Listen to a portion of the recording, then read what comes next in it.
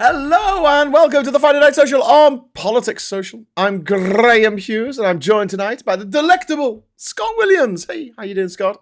Hi. Hi. So no one else can make it, so it's all you tonight. Fuck. You lucky fucker. The rest of the family are out tonight. They're watching a movie at the cinema. Do you know what movie they're watching? No. It's the Taylor Swift release film. That's going to have the worldwide premiere of the video for Life of a Showgirl, the song with Sabrina Carpenter. Oh. Yeah. Is that where your family is? Yeah. That's where Right. Kat and the kids are. And I am here with you, Scott, and you watching this. I think that's much better. No. Well, I do as well. Yes, obviously. I am not a Taylor Swift fan. Super stoked about it. You're not a Taylor Swift fan? Call yourself gay. Come on. I know. I'm a Look terrible at you. homosexual. With your Ozzy Osbourne t-shirt on. Or your Osric Tendrils t-shirt, whatever it is. And my Metallica. Oh, nice. I've got my ZZ. I've got my ZZ. YYZ even. YYZ. Toronto Cup. Is that from your recent trip? Yes, it's from Toronto. I quite like it. I think it's a cool little design. It's like a baggage. It's like one of the baggage things that they call. Yeah, no, it looks cool. I do think it's a bit weird that the code for Toronto Airport is YYZ when there's no Y's or a Z in Toronto. That's a bit of a weird one. Bit of a weird one, that, mate. So, talking of weird ones, we just got a bit of inside information from our friend Phil Morehouse. This is just dropped on the iNews website. Revealed Tory plot to replace Badenoch with Jenrick as soon as next month. Ooh, allies of Robert Jenrick are collecting no confidence letters from Conservative MPs calling for party leader Kemi Badenoch to quit. They only need about 10, don't they? Because it's a proportion. It's a proportion of the party. So normally they need like 50 odd, but these days they only need no one there. 5. Yeah, there's only like 121 bloody people. But yes, so there's that. Diddy, we're still waiting to find out what's going to happen to him, as in how long he's going to go down for, and honestly, the sentencing hearing, reading about it, it's like Jerry Springer, the opera, or something. It's like South Park. You know, it's like all these people are turning up and going, he's a great man. He was wonderful to me. He was. He never did anything wrong to me. He had all of his children, legitimate, illegitimate, adopted, turning up going, he was the greatest father. He can't be a father to me in jail, said his adopted son, age 34. He was literally living off him, probably, yeah. So yeah, that's going down. Also, what's going down is the American government. Your government is shut down. Yeah. I think I made a very short TikTok about this today. Yeah. All I said was they have shut down the government because they don't want to give health care to people. Yes. Now here it is. The state of that in general is quite alarming, really. You know what I mean? The politicians that you have voted for would rather withhold health care from people and shut down the government. Yeah. So it's almost like America has forgotten what government is for. But yeah. Well, there's something else as well, which is that usually whoever's holding out is holding a losing card, because last time, 35 days I think it was under Trump, they had a government shutdown, and that was because he wanted more money for his border wall. You know, that border fence that he was going to build that he didn't build. And that was ridiculously unpopular. People didn't, even like Republicans, even Trump voters didn't think they should shut down the government for the sake of that.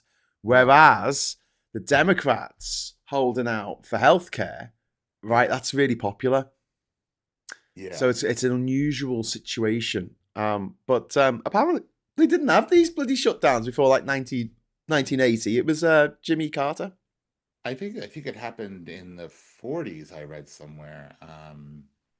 Are you calling me a liar? No. But I did just a slight bit of reading about, you know, the one that is happening now, Yeah. right? Before I did my video. When I was a little kid, I went to a fancy dress party dressed as a harp, and when I got there, they said, "What are you?" And I said, "I'm a harp," and they said, "You're too small to be a harp," and I said, "You calling me a liar?"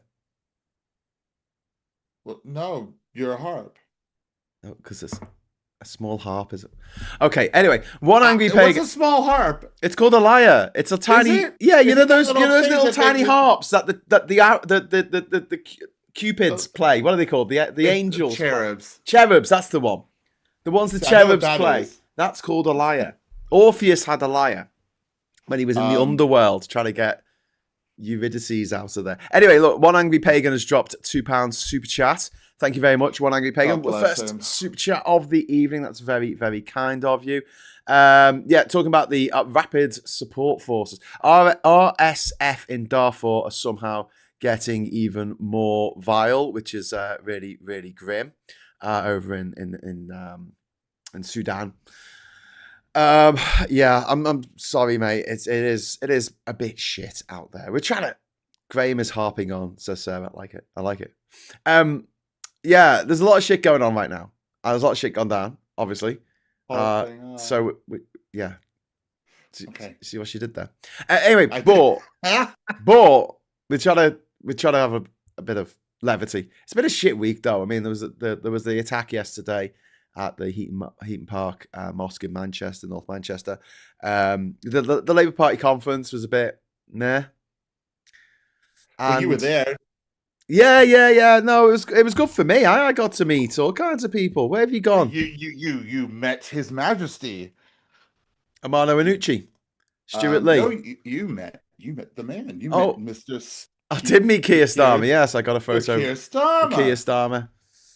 What was that like? What was there any exchange of words? Or not really. I had just got there, right, and my plane from Canada was late getting there. It was like 2 hours late. Then the train from Manchester Airport to Liverpool was delayed, and I had to get off that train and get onto another train. I didn't end up. I got there at 4:00. My mum picked me up from Mossley Hill train station and drove me to West Derby. I had the quickest shower you've ever known, and changed my clothes because I fucking stank.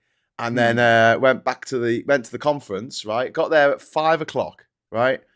And I went straight to the Northern Night, which was, hosted for friends of Labour who live in the North or something. And I was only there for literally 5 minutes, and Keir Starmer walks out on stage and goes, "Oh, thanks everyone for coming here. Yeah, we're going to have a great conference. Hey, hope everyone's having a good time." And then he got off the stage and I said, "Can I have a photo with you?" And he went, "All right." And that was it. Lovely.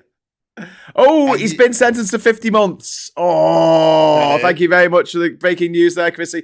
I did have my CNN updates going. There you go. Sentenced to just over 4 years in prison. My updates didn't update. It did that thing where you just get the thing at the top. It says one more update. It's got like a little up arrow.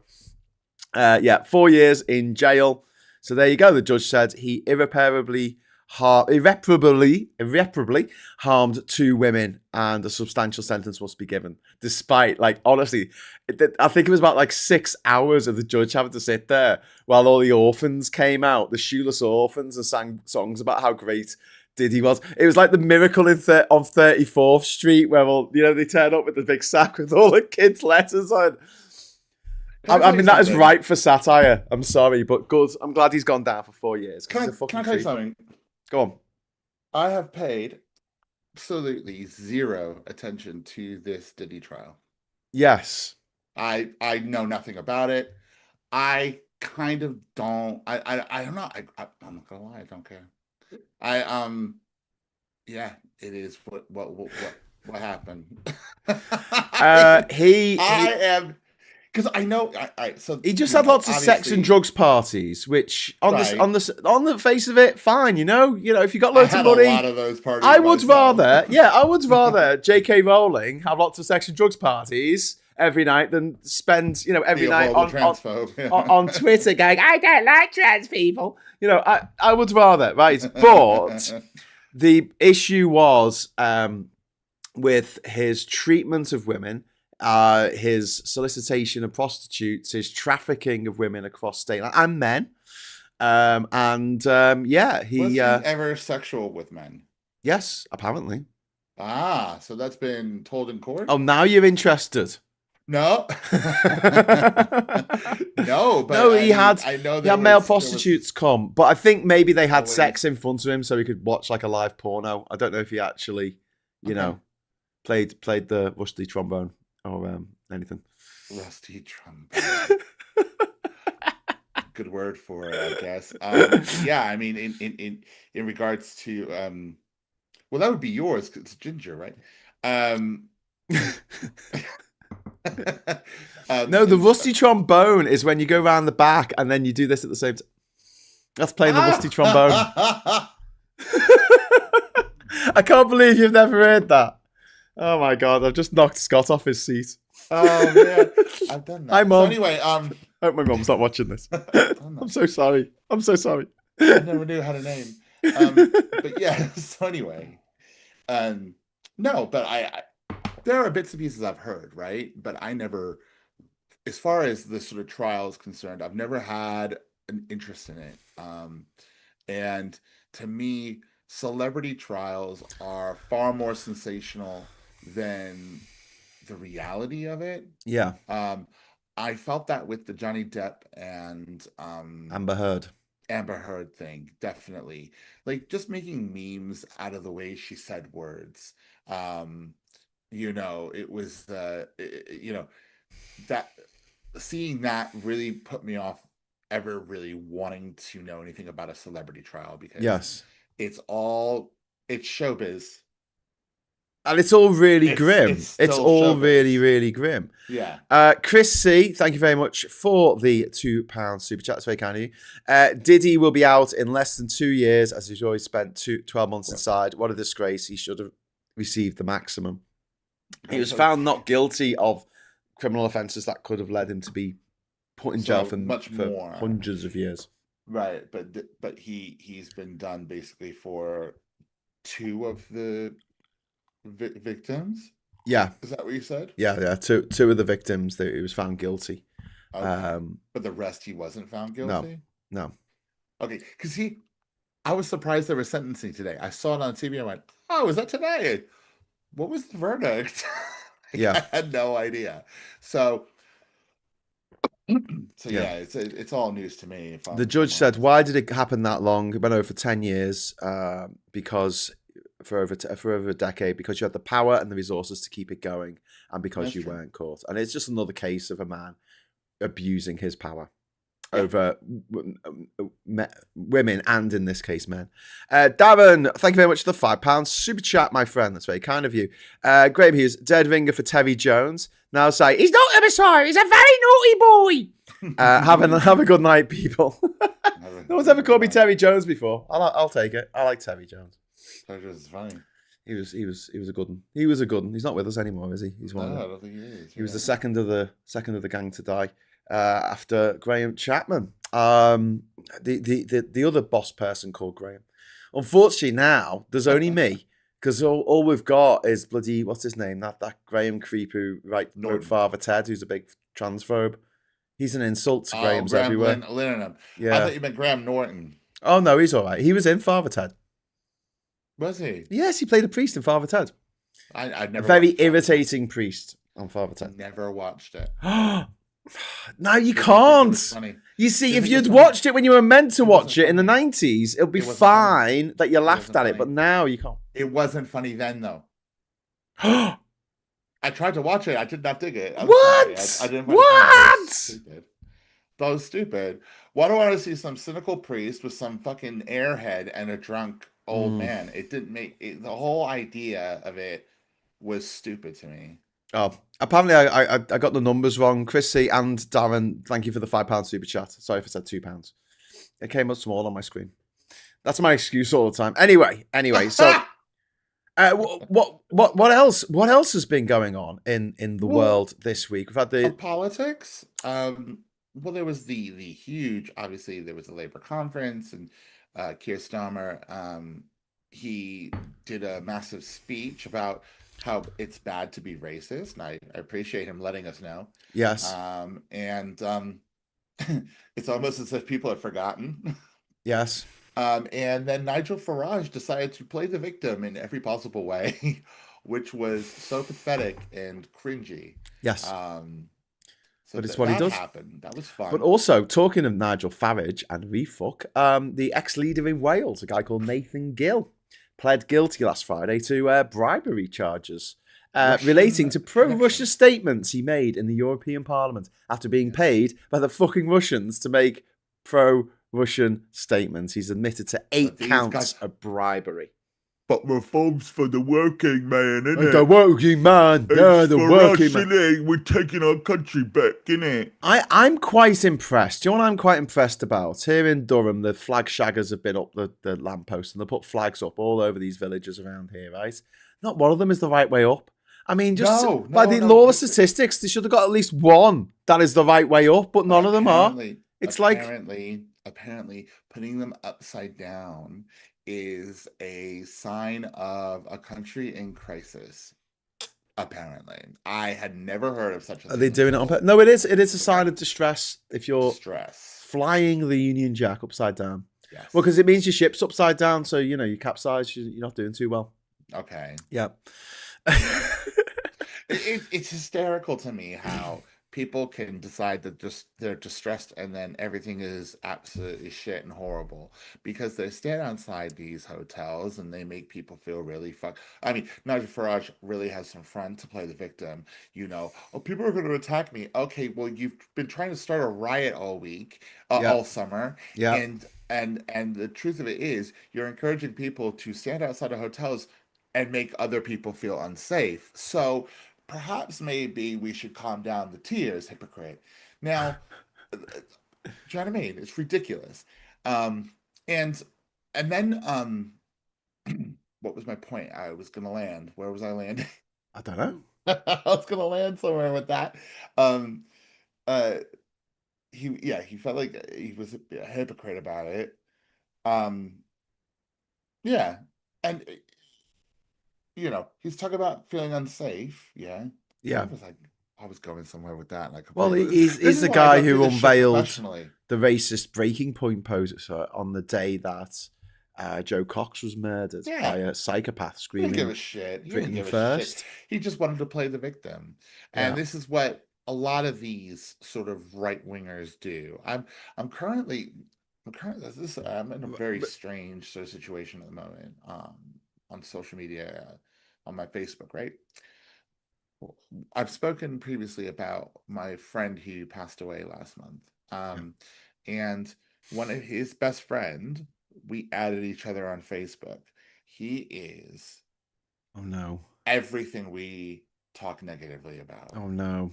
He is everything that we talk negatively about. So when he is a Trumper, he is a conspiracy theorist. He is a great replacement theory person. He is transphobic. He's all these things, right? But when I've met him and talked to him not about these things, he comes across as a really nice and wonderful person, right? So Yeah. I'm thinking, but he is in the lefties are bad, lefties want to destroy the world. He is that he thinks all these things, and I just argue with him constantly. And today it was transphobia, and it was this idea that children can't understand the concept of gender, but they can understand the concept of Jesus and Allah. If someone please explain that one to me. Could someone explain that to me, please? Oh, and then he's ended it so far. We're in this argument right now where the end of it is, well, I have my opinions and I respect your opinions. Do you respect mine? And he's trying to trap me in that place where I have to respect his intolerance, and I'm gonna have to let him know, Yeah. absolutely not, Yeah. because that is a way of trying to twist some sort of narrative and saying that I think it's acceptable for you to be transphobic,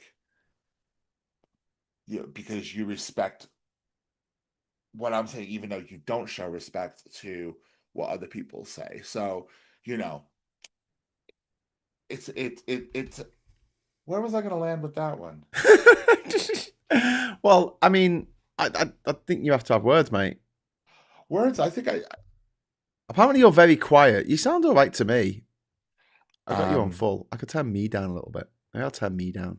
I have my mic's on full now, so okay. I can hear you fine. People? Yeah, maybe you're just not talking loud enough. Maybe you should project to the cheap seats at the back. It's for the best because I keep just going into a ramble and then having nowhere to land with it. So, you know, let's get ready to ramble. I don't do this professionally. So, I read an interesting story this week about a woman, right, who had XX chromosomes in all of her cells except for her blood. Her blood was XY. That's really weird. And it's because when she was a baby in the womb, her placenta fused slightly with her twin brothers, and she ended up with her brother's blood. Mm. You know, it's really funny because during the argument I've had with this guy, he talked about nature and natural, and that is a completely natural thing. Though it's an anomaly, it might be very unusual and unique. Yeah. That was a thing that happened in the human body, which is supposed to be a natural thing. Yes. Right? So it just really goes to show that when the argument is, oh, well, you know, man and woman and a man and a woman being together, this is all natural, blah, blah, blah.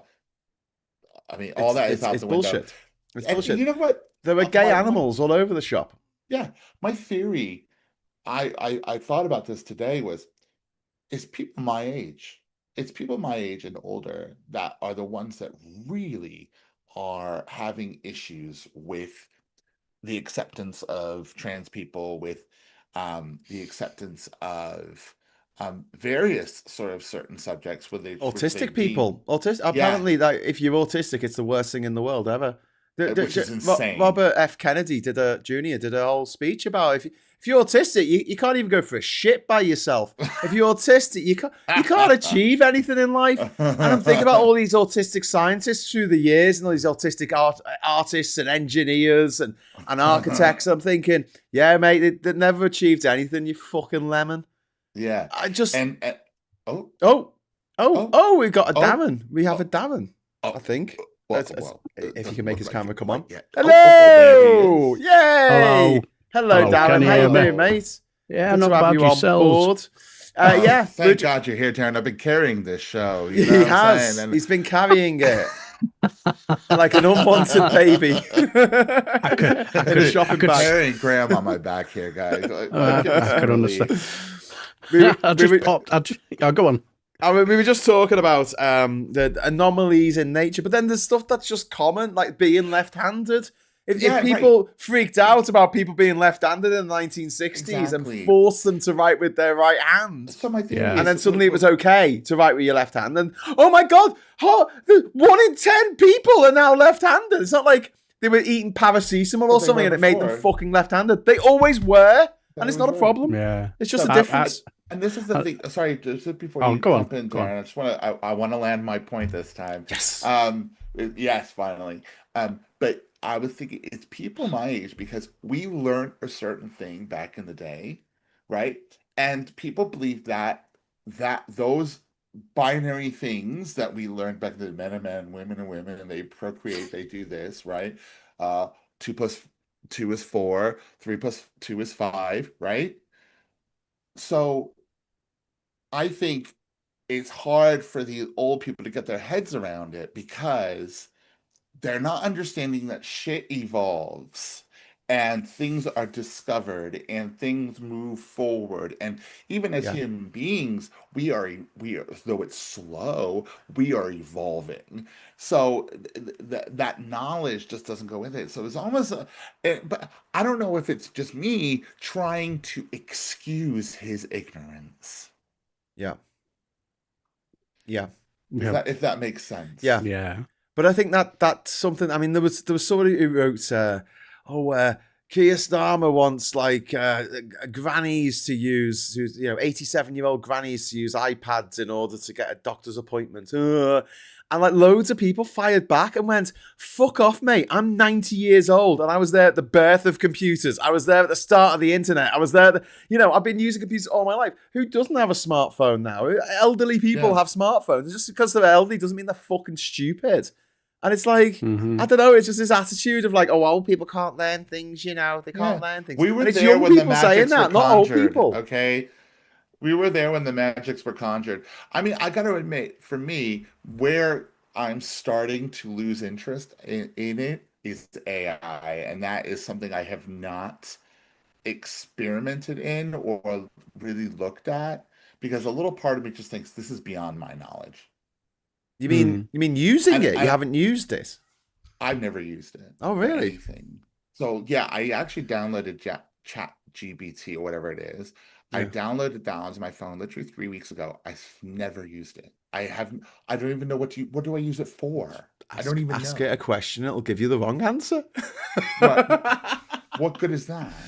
So, well, that's what I'm saying. Can I just say, because I know that's, and I wish Aid was here. I wish Aid was here, because Aid to me is like, there's a story about the very first film was a train coming towards the camera, and there were people in the auditorium watching this who freaked out and ran because they thought that the train was going to smash out of the screen and kill them all.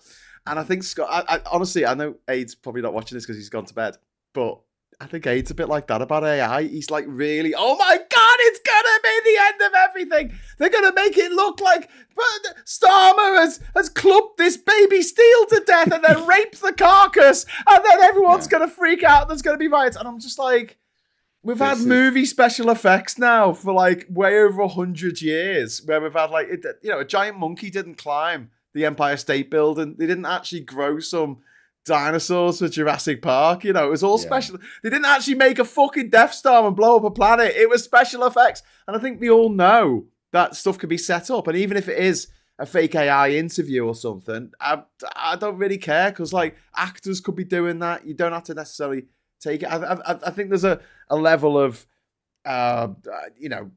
people have a sort of knowledge of what's real and what's not when it comes to drama, documentaries, etc. And I don't really see that changing. But the other thing I think is like this AI bubble, right? And if I'm wrong, 5 years time, play this clip back and go, haha, Graham, you tit. But I think it's about to burst. I think they're spending way too much money on it, and it just reminds me of the .com bubble at the beginning of the millennium. Just like loads of big companies put .com at the end of their names. Is there any point in me trying to dig further into what it is and what it means? It's useful. Yeah, all I can think of is that someday it will replace the job I'm currently doing. Cutting hair? No, I'm not. I cut hair on Saturdays.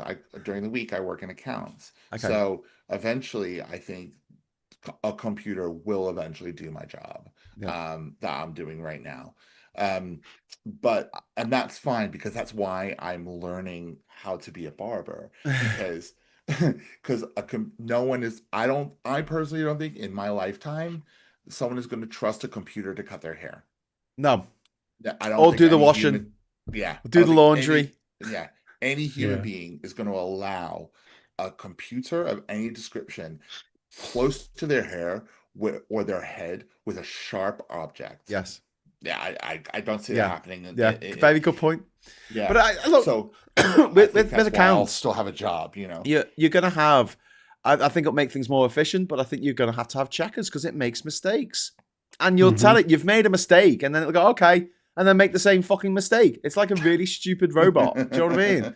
Gets everything. Paula. Thank you very much for the £5 super chat. I'm 70 and I use AI to help me write computer programs. Yeah.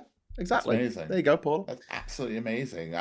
But it's starting to pass me by, is what I'm trying to say. And I wonder, and that's what made me think about, these things about trans, these concepts about trans, these concepts about autism, these concepts about things that people are going through now, which are a little bit more accepting than they were way back when these things existed, but no one talked about it, no one did anything about it. It was all very quiet and people didn't know as much as they do about it now. Yeah. It's sort of the same thing, isn't it? Yeah. Because people at a certain point went, okay, no. Because when I was in school in the late 70s and early 80s, I was told that there's only 2 sexes and 2 genders. When you study biology up to O level, that's what you were told. The actual people who did like advanced degrees in biochemistry, chemical engineering, they don't think there's just 2 genders. They don't think there isn't. So they know this there isn't. So this is I think where people just kind of stop and they go, no. Yeah. And that's where, when we talk about people becoming conservative in their older age, it's because they want to go back to a time when things were simpler for them and they didn't need to learn and adapt in a more modern society. They want to harken back to a time and when they were young. Yeah, when they were young, and everything was. They have a romanticized version of what that. When the knees worked. Pain has no memory. When the knees worked, and when they could sup all night and have it off with their missus the next morning when they get home from the 24-hour pub or whatever. Yeah, I know what you mean. I have no idea what you're talking about. It's a Yorkshire thing. John says, "I'll make a prediction. AI is going to change the pharmaceutical industry in ways that we cannot predict or imagine." Yes, I agree. It will. I think that can contribute to the benefit of mankind. Oh yeah, I can see it being. It absolutely will. And then Phil says AI is here to stay, not a bull. No, I don't mean it like we're not going to use it in the future. We're absolutely going to use it. I'm talking about the .com bubble. It didn't mean the end of the internet. It just meant there were a few survivors from the wreckage, like Google. Who else? eBay. That survived, didn't it? Friends reunited, but like everything else was just wiped out. I think the same thing's going to happen. So when I say it's a bubble, I don't mean like it's going to burst and we're not going to use AI anymore. I do think it's going to be around forever now. Use AI but I think there's only going to be a few companies, possibly ones that do really boring shit, who will actually make it through this. I think the ones who are spending trillions of dollars on these data centers, I think they're going to come a cropper. Sooner rather than later. I could be wrong. Well, it uses a ton of energy, doesn't it? Well, yeah, but I mean, if we've got renewable energy, it's not such a problem. It's only a problem if we're burning fossil fuels. Yeah, if you're using the energy from the sun. Yeah, and Hannah makes a good point. Hi, Hannah. Lovely Hannah's watching. Hi, Hannah. AI scares me, and that's will affect my job because they can easily take my image and use my face on whatever they like. Yes, and I think she spoke about this. Yeah, we discussed in a show that you weren't around for. No, I was here. I was here. I was. Sorry. Just ghost me on my own show. You weren't there, Graham. No, it was my bad memory. I apologize. No, I was there. We were chatting away. I think it was just before I left, wasn't it? Was it before I went away? Maybe, yeah. And I think actually thinking about it, it was probably more an after show conversation when we weren't online. Yeah. But yeah. But we wrap it on into the night. I'm sorry, like everyone else watching this, and they're like they only get like a couple of hours, and then 4 in the morning we're like, should call it a night now, shouldn't we? Usually at 12:30, I'm like, guys, I'm so tired. I'm so tired. I'm gonna go to bed. I'm old. Yeah, then 1:30. Guys, I'm so tired. I don't know what day it is. I need to go to sleep now. John says, anyone old enough to remember living without the internet knows with the last of a golden generation, AI will finish off life as we know it. John, you're in the AIDS camp there. I don't think it's going to be that bad. I don't think it's going to be that good. I think it's going to be the internet all over again. But this is the thing, because when you think about something too much, then that's the sort of where you're going with it. That's how Tylenol causes autism. You know what I'm saying? It's taking something and blowing it up to be something completely nonsensical and hysterical. Yeah. But it's why we need regulation. We didn't really regulate the internet when it first came out. You got to imagine like 30 years of the internet before we have an internet safety bill. 30 fucking years. Yeah. And then social media came out. Hardly anything has been done by this government anyway, or this country's governments, to regulate that.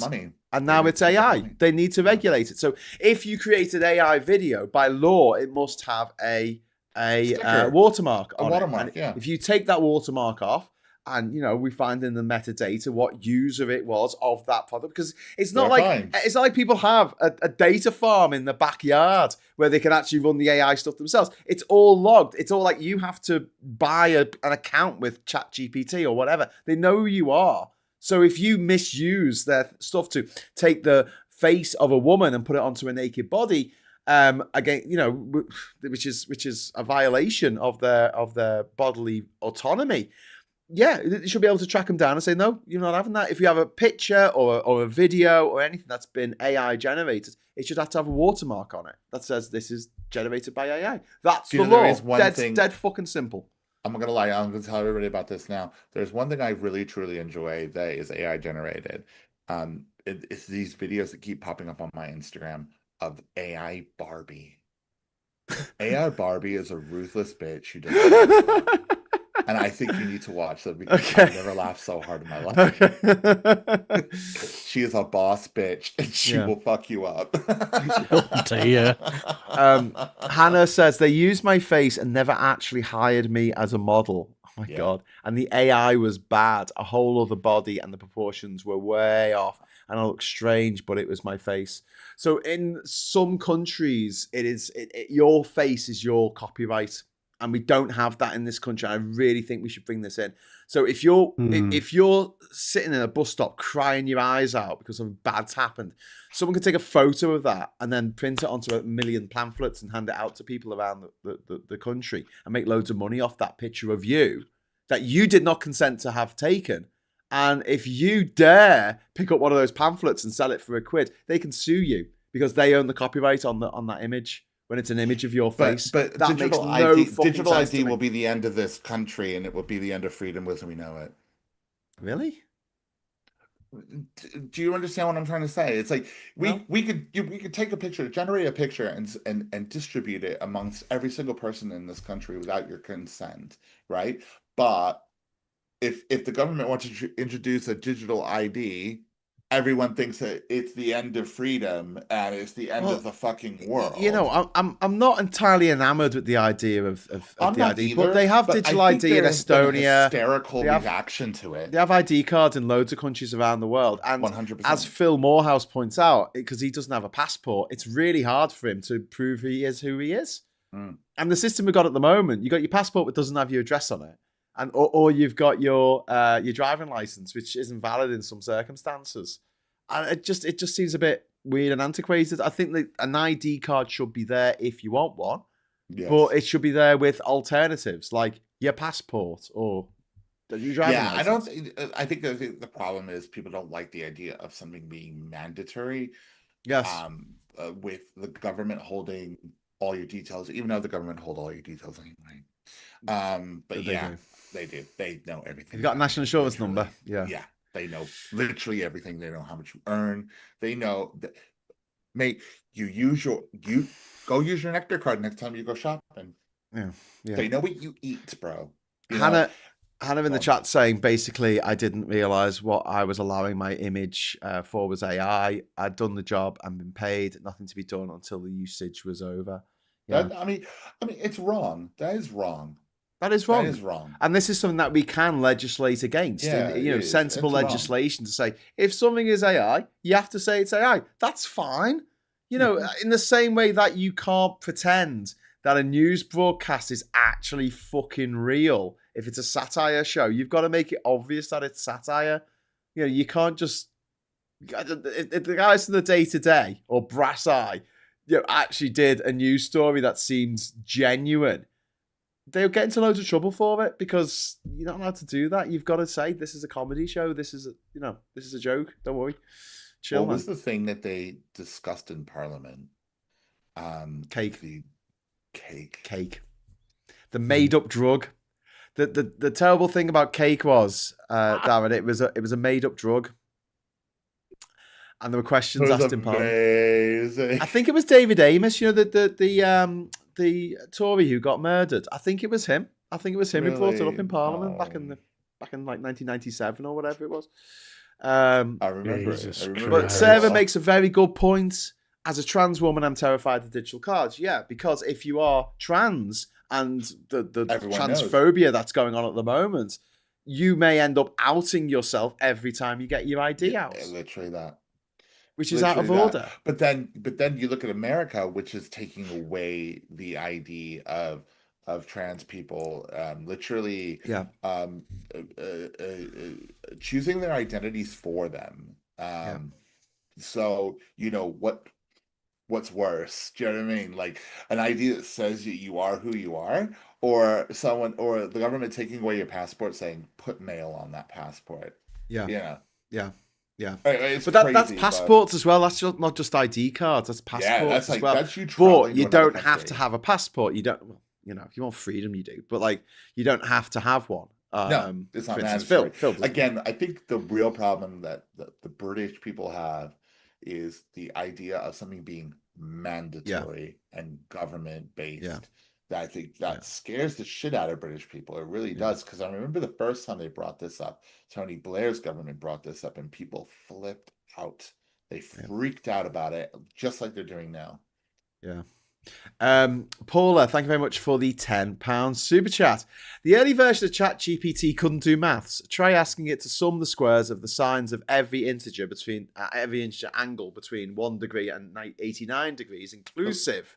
Can I tell you something? The answer is 44.5.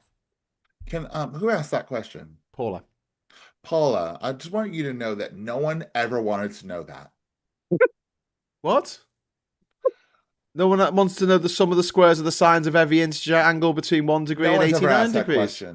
I don't think anyone's asked that question. Don't sit on the fence, Scott. Don't sit on the fence, Scott. Just tell us what you really think. I had to put up with Phil being anti-Shakespeare earlier today, and now I've got to put up with you being anti-maths. What is this? I'm not being anti-maths. The war on interesting shit.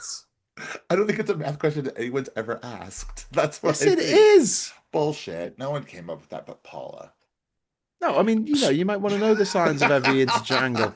Paula, I'm fucking with you, man. I love you. But surely just you could just ask it to half 89 and then it'll give you 44.5.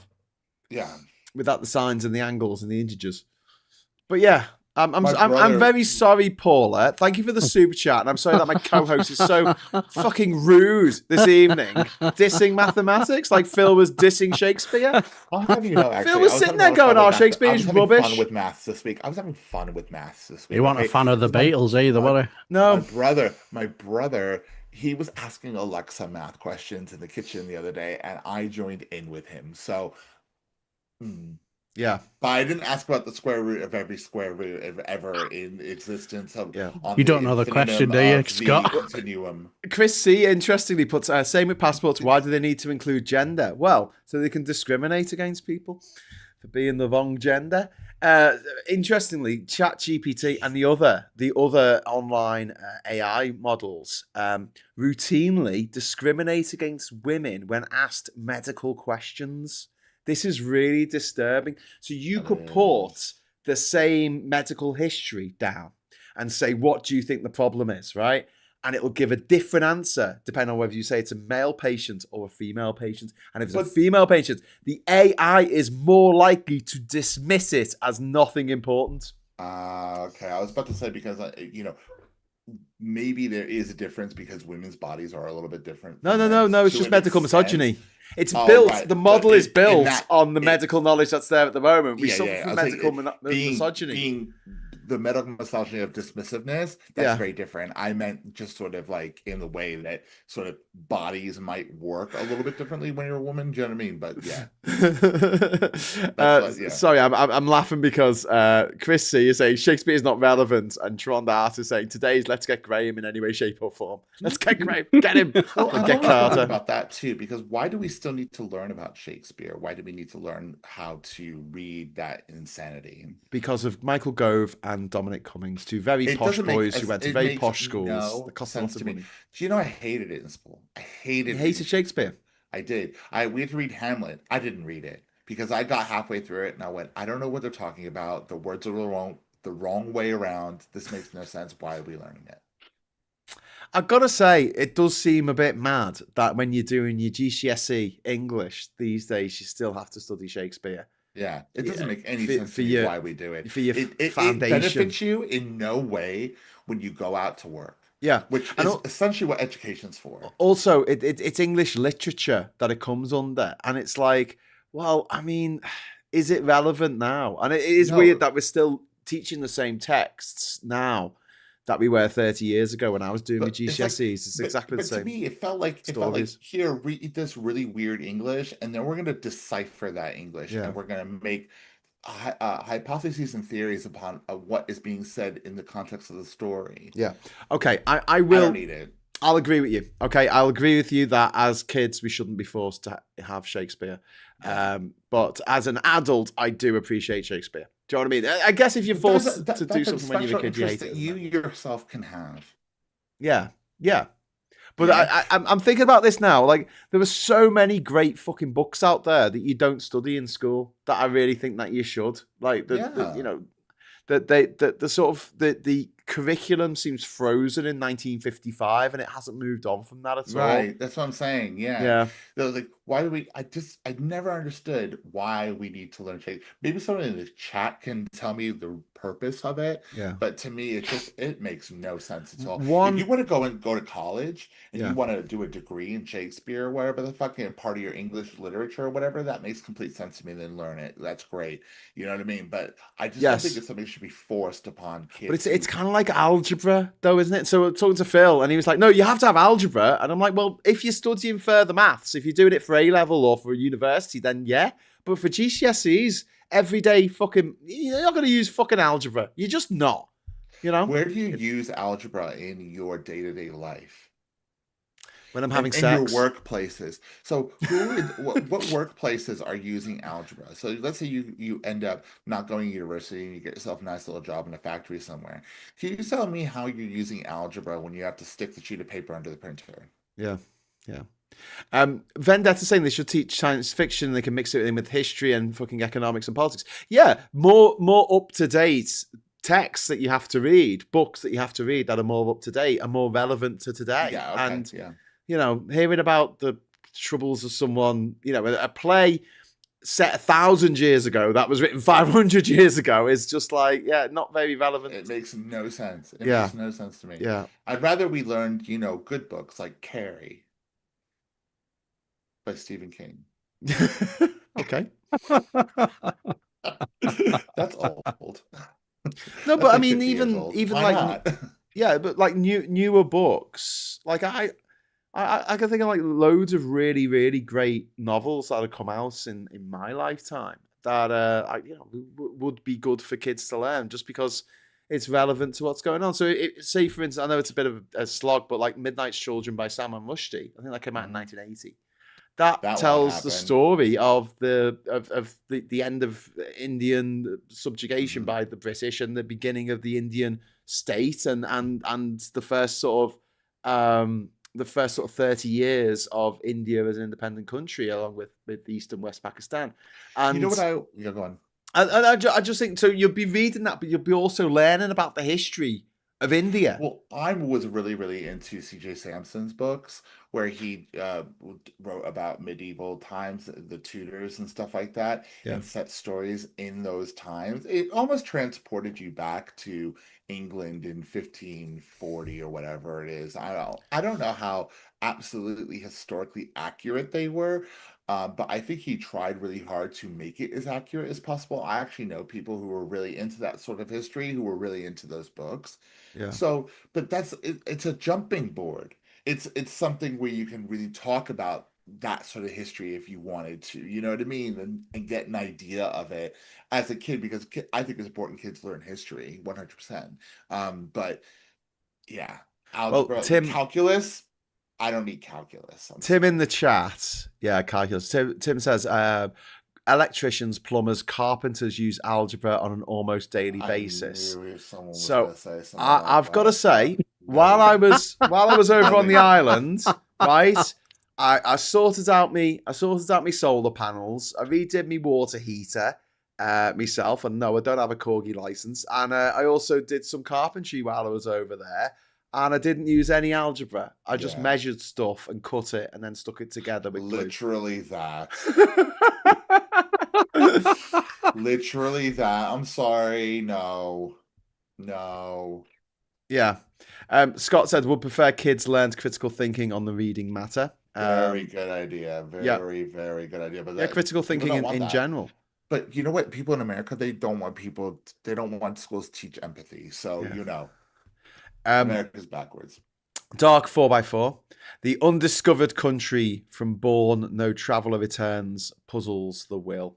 That's from Hamlet. You would know that if you had read the rest of Hamlet, nothing. Scott. You gave up on it, didn't you? Even mean? What did that sentence mean? It's about death. It's about death. Death is the undiscovered country. Someone died. From which no traveller returns. That's all I got. Someone died. 2 words. To be or not to be. To live or not to live. Like, should I keep going in this torment of life? Should I kill myself or not? Yes, that is the question. Very simple. We can discuss that all day long. But to be or not to be, that is the question. Oh, Hamlet, blah, blah, blah, blah. Fuck. Can I say, Scott, you're an absolute fantastic philosopher. I want to kill myself or not. I mean, it's really quite simple.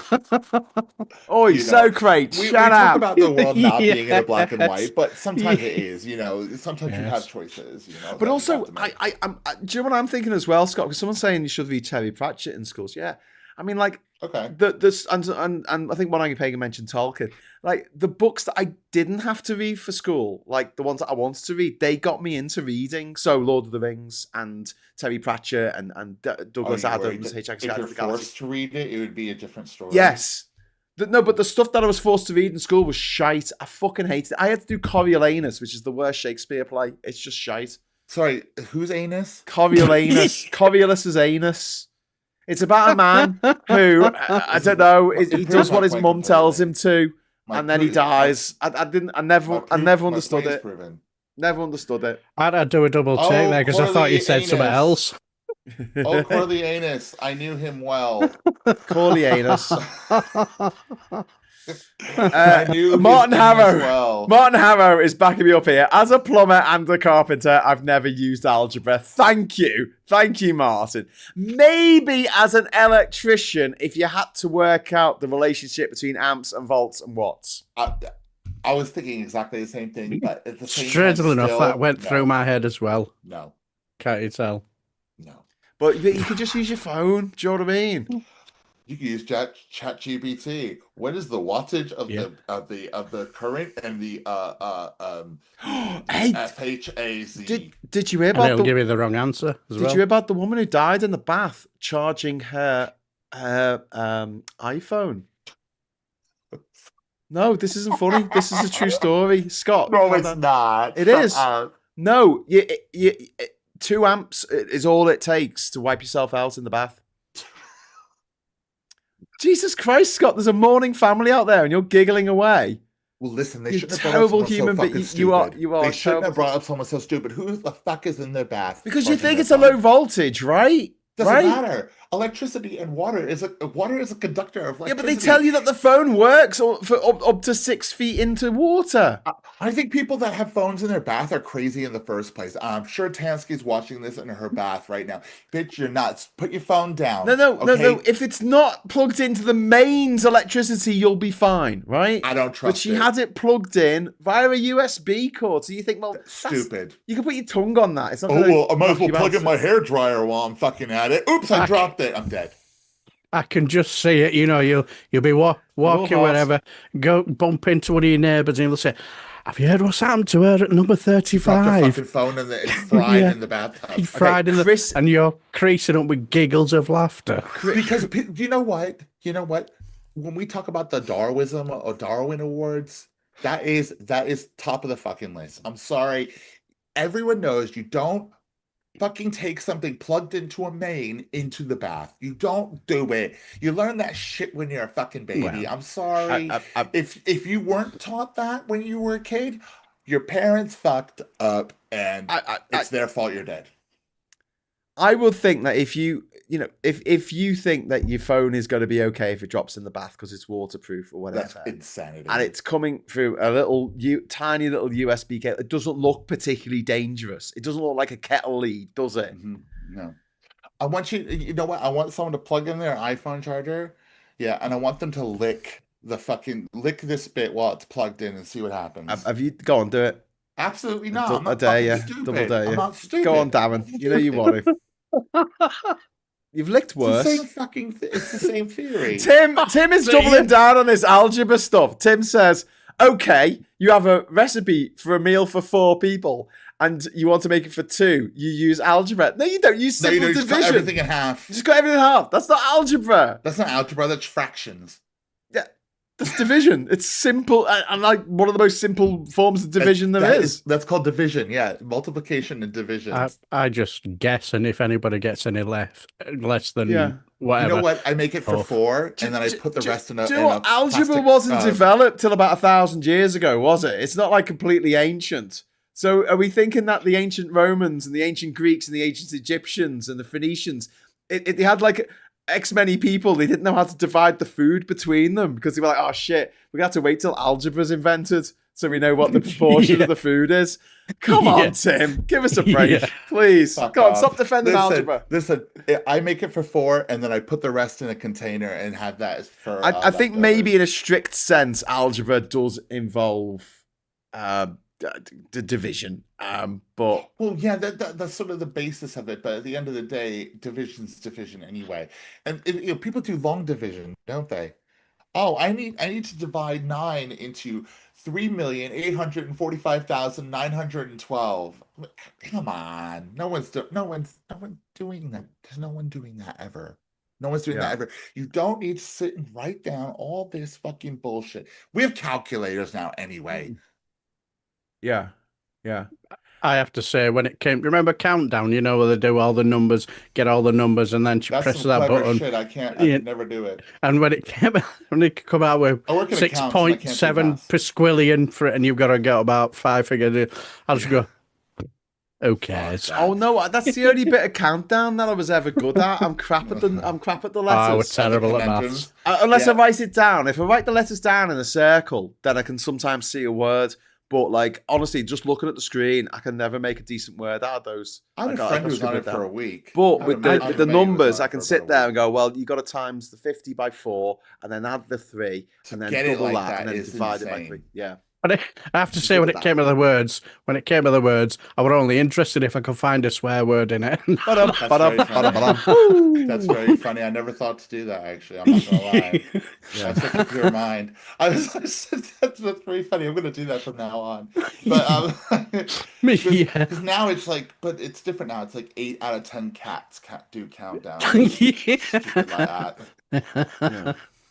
Look, Tim says, Graham, it's the volt that drops, it's the mills that kills. It's the milliamps. Yeah, I know it's the milliamps. I said it was the amps. I said it was only 2 amps, but that's enough to kill you. That's exactly what I said. Because water conducts electricity. Well, no, it doesn't. That's where you're wrong, young man. Water does not conduct electricity unless it has impurities in it. And you being in a bath is an impurity in the water. Right. And that's why if you drink loads and loads of water, you fucking die. Yeah, I remember hearing about that story about the woman when she was on that radio show. Yeah, she had to drink loads of water and she died. Yeah. Because you get to a point where there's not enough electrolytes, like salts, in your fluids, in your body for your nervous system to transmit the electricity. Electrolytes aren't real. Because we are electric. Our friend's electric. Electrolytes aren't real. Yes, they are. No, they're not. It's fake. Stupid. It's all caused by paracetamol, mate. Dog 4x4, thank you very much for the £5 super chat, my friend. I've got a sheet of steel. I got a shit too. I've got a sheet of steel. I've got to steal a sheet. 210 by 195 millimeters. I want to cut off the corners to fold up the sides to make a tray. What is the max capacity of that tray? Hang on. Who cares? Put shit on it until it breaks. Hang on. I'm going to work this out. Where's my pen gone? You're going to do your algebra. I'll have to just pretend. All right, there you go. All right, and the answer is, I don't care. Yeah. Well, thanks for the super chat. I couldn't give a shit. Where's the pen gone? Oh. Just have a guess. I've got a Sharpie. That's not fun to scribble with. Where did my pen go? Oh, well, never mind. Scott, are you all right, mate? No. He's having an asthma attack. So, John. I'm so stupid. John, thank you very much for the super chat, John. Invite Dr. Hannah Fry onto Friday Night Social, Graham. She'll sort out your math skepticism. Oh, she could sort out any skepticism I had.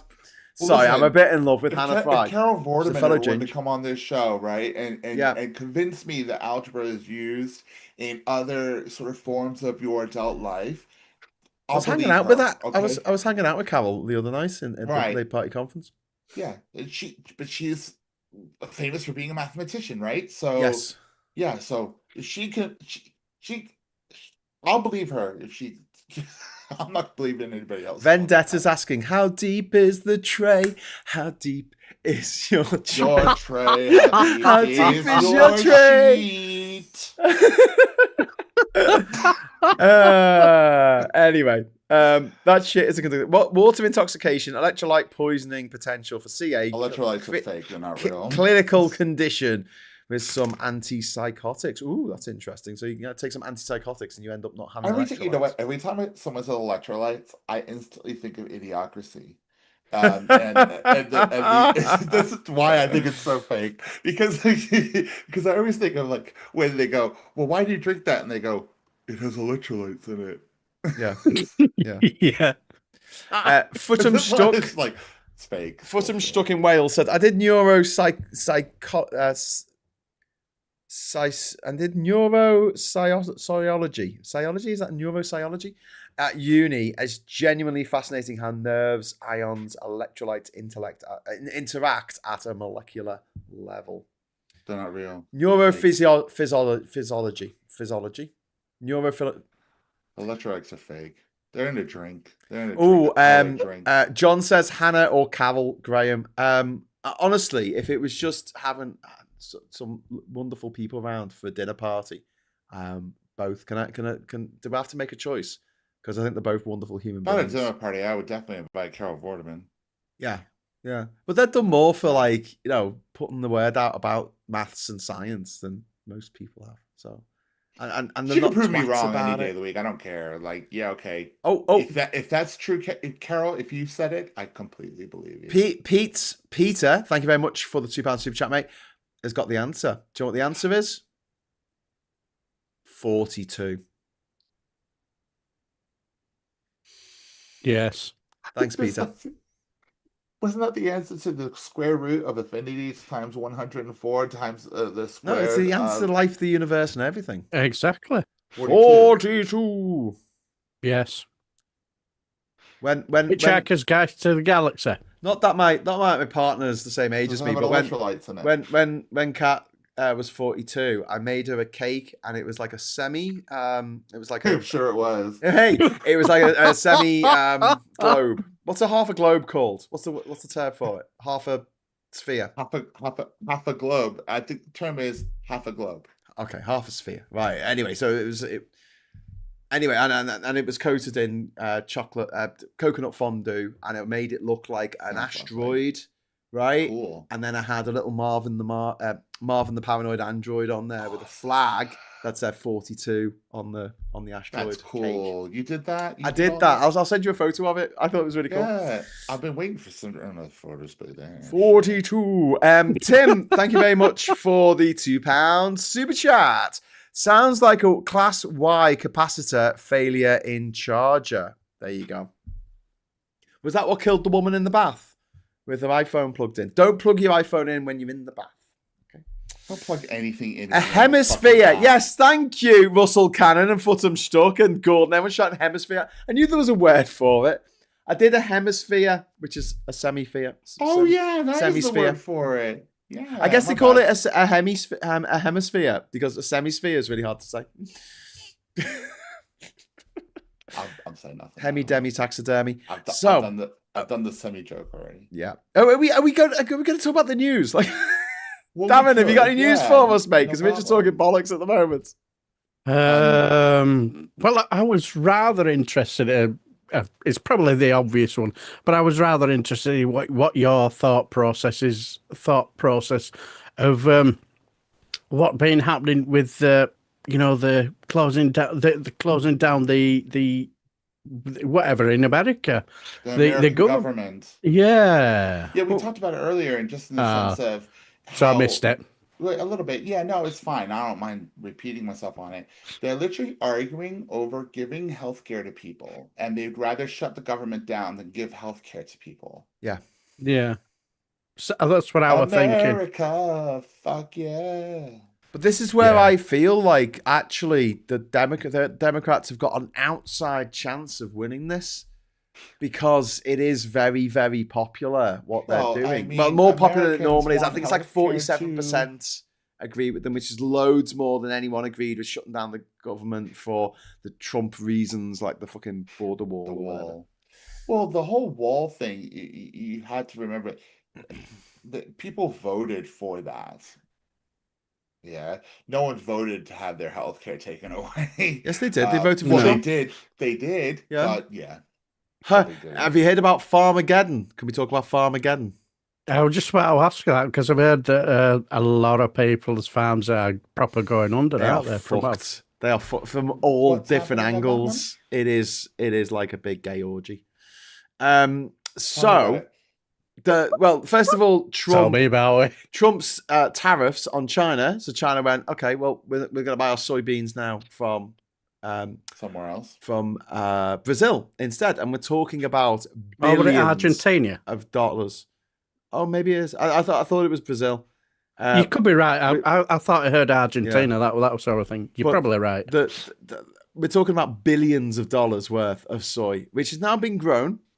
And not only do they not have anyone to pick the fucking fields because all of the workers from Mexico have been sent home, they got nowhere to store the stuff because all the storage is full because no one can sell anything because all the stuff that they... And there's the stuff that was grown by farmers for USAID, which has also gone to rot in the fields and they're not getting paid for it. All the grain, all the stuff there. Trump has well and truly done a number on them, just like he did in his first term of office, but they still voted for him in his second term. And, that's because they don't like them transgenders. Well, what they did last time was they got a big bailout because Trump needs to get re-elected. Now, Trump can't get re-elected. I don't think he gives a fuck anymore because he's just going to become president for life now. No. Remember, he's going for an authoritarian government. Yes, I know. That's what I mean. He's not going to have another election, is he? He's just going to take over. No. Yeah. He'll still be in power. Yeah. So, yeah, these farmers are well and truly fouquet'd. Well, and you get what you vote for. And they're like, I didn't vote for this. And you're like, yes, you did. You did. He said he was going to do this. He did it in his first term, and he did it again in his second term. Told you. So what's going to happen is, and do you know what's really interesting about this, right? J.D. Vance, who's some guy in the government over in America, he bought up shares in a particular company back in 2023. You'll never guess what this company does, Scott. Or Darren.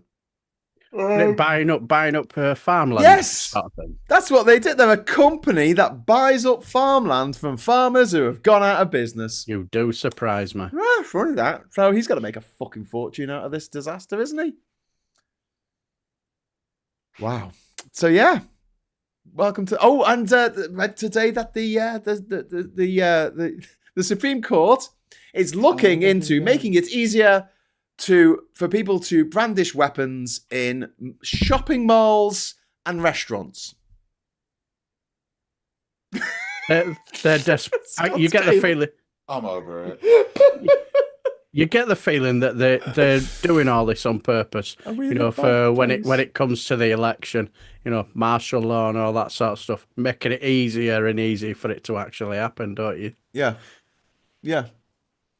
I think that's the definite point. Tim is saying soy from Brazil, beef from Australia.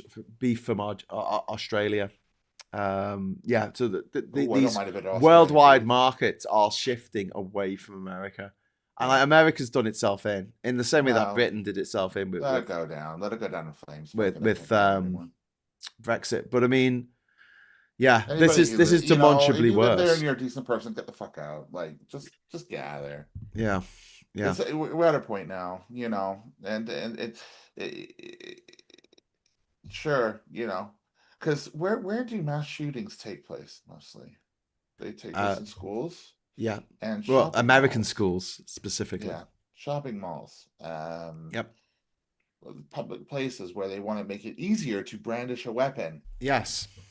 Okay. And there was a guy who tried to, he made it like his life's work to make it easier for people to have guns and be able to carry them on campuses. Yeah. And he also said that it was worth killing a few people every year. You know, about 55,000 people every year for the right to have a Second Amendment. Oh, I saw the wildest video on TikTok. This guy in America was talking about him, and said, "Well, I discovered this video of him debating students at Cambridge University in the UK, and he got tore up." I was like, "Yeah, are you telling me you never saw that?" Yeah. I bet you it was hidden from the Americans. Yeah, on a number of occasions, wasn't it? Because they fucked them up. Yeah. Yeah, we're taught debating in our country, you know? Yeah. I found my pen. And they tore him apart. Yeah. Legalize the purge. So another thing is these ice rage. Someone said legalize the purge, exactly. Yeah. These ice raids have just gone absolutely bonkers. Trump has declared war on Portland, Oregon. Portland, fucking what? And yeah, he had this meeting this week with all the generals, all the top brass from the army, and he had this fucking fat, obese piece of shit orange twat, and this weird little fucking Nazi tattooed prick, Pete Hegseth. Both of them who never fucking, you know, actually. Hegseth can't do a fucking pull up. Yeah, he can't do a pull up. And they're lecturing these do a pull-up. The health of these generals. You know, when in my day, all the generals were little skinny guys who ran around jumping on things. Instead of, I don't know, generals in the past seem to be people who made battlefield decisions on where the troops went. They went like at the vanguard.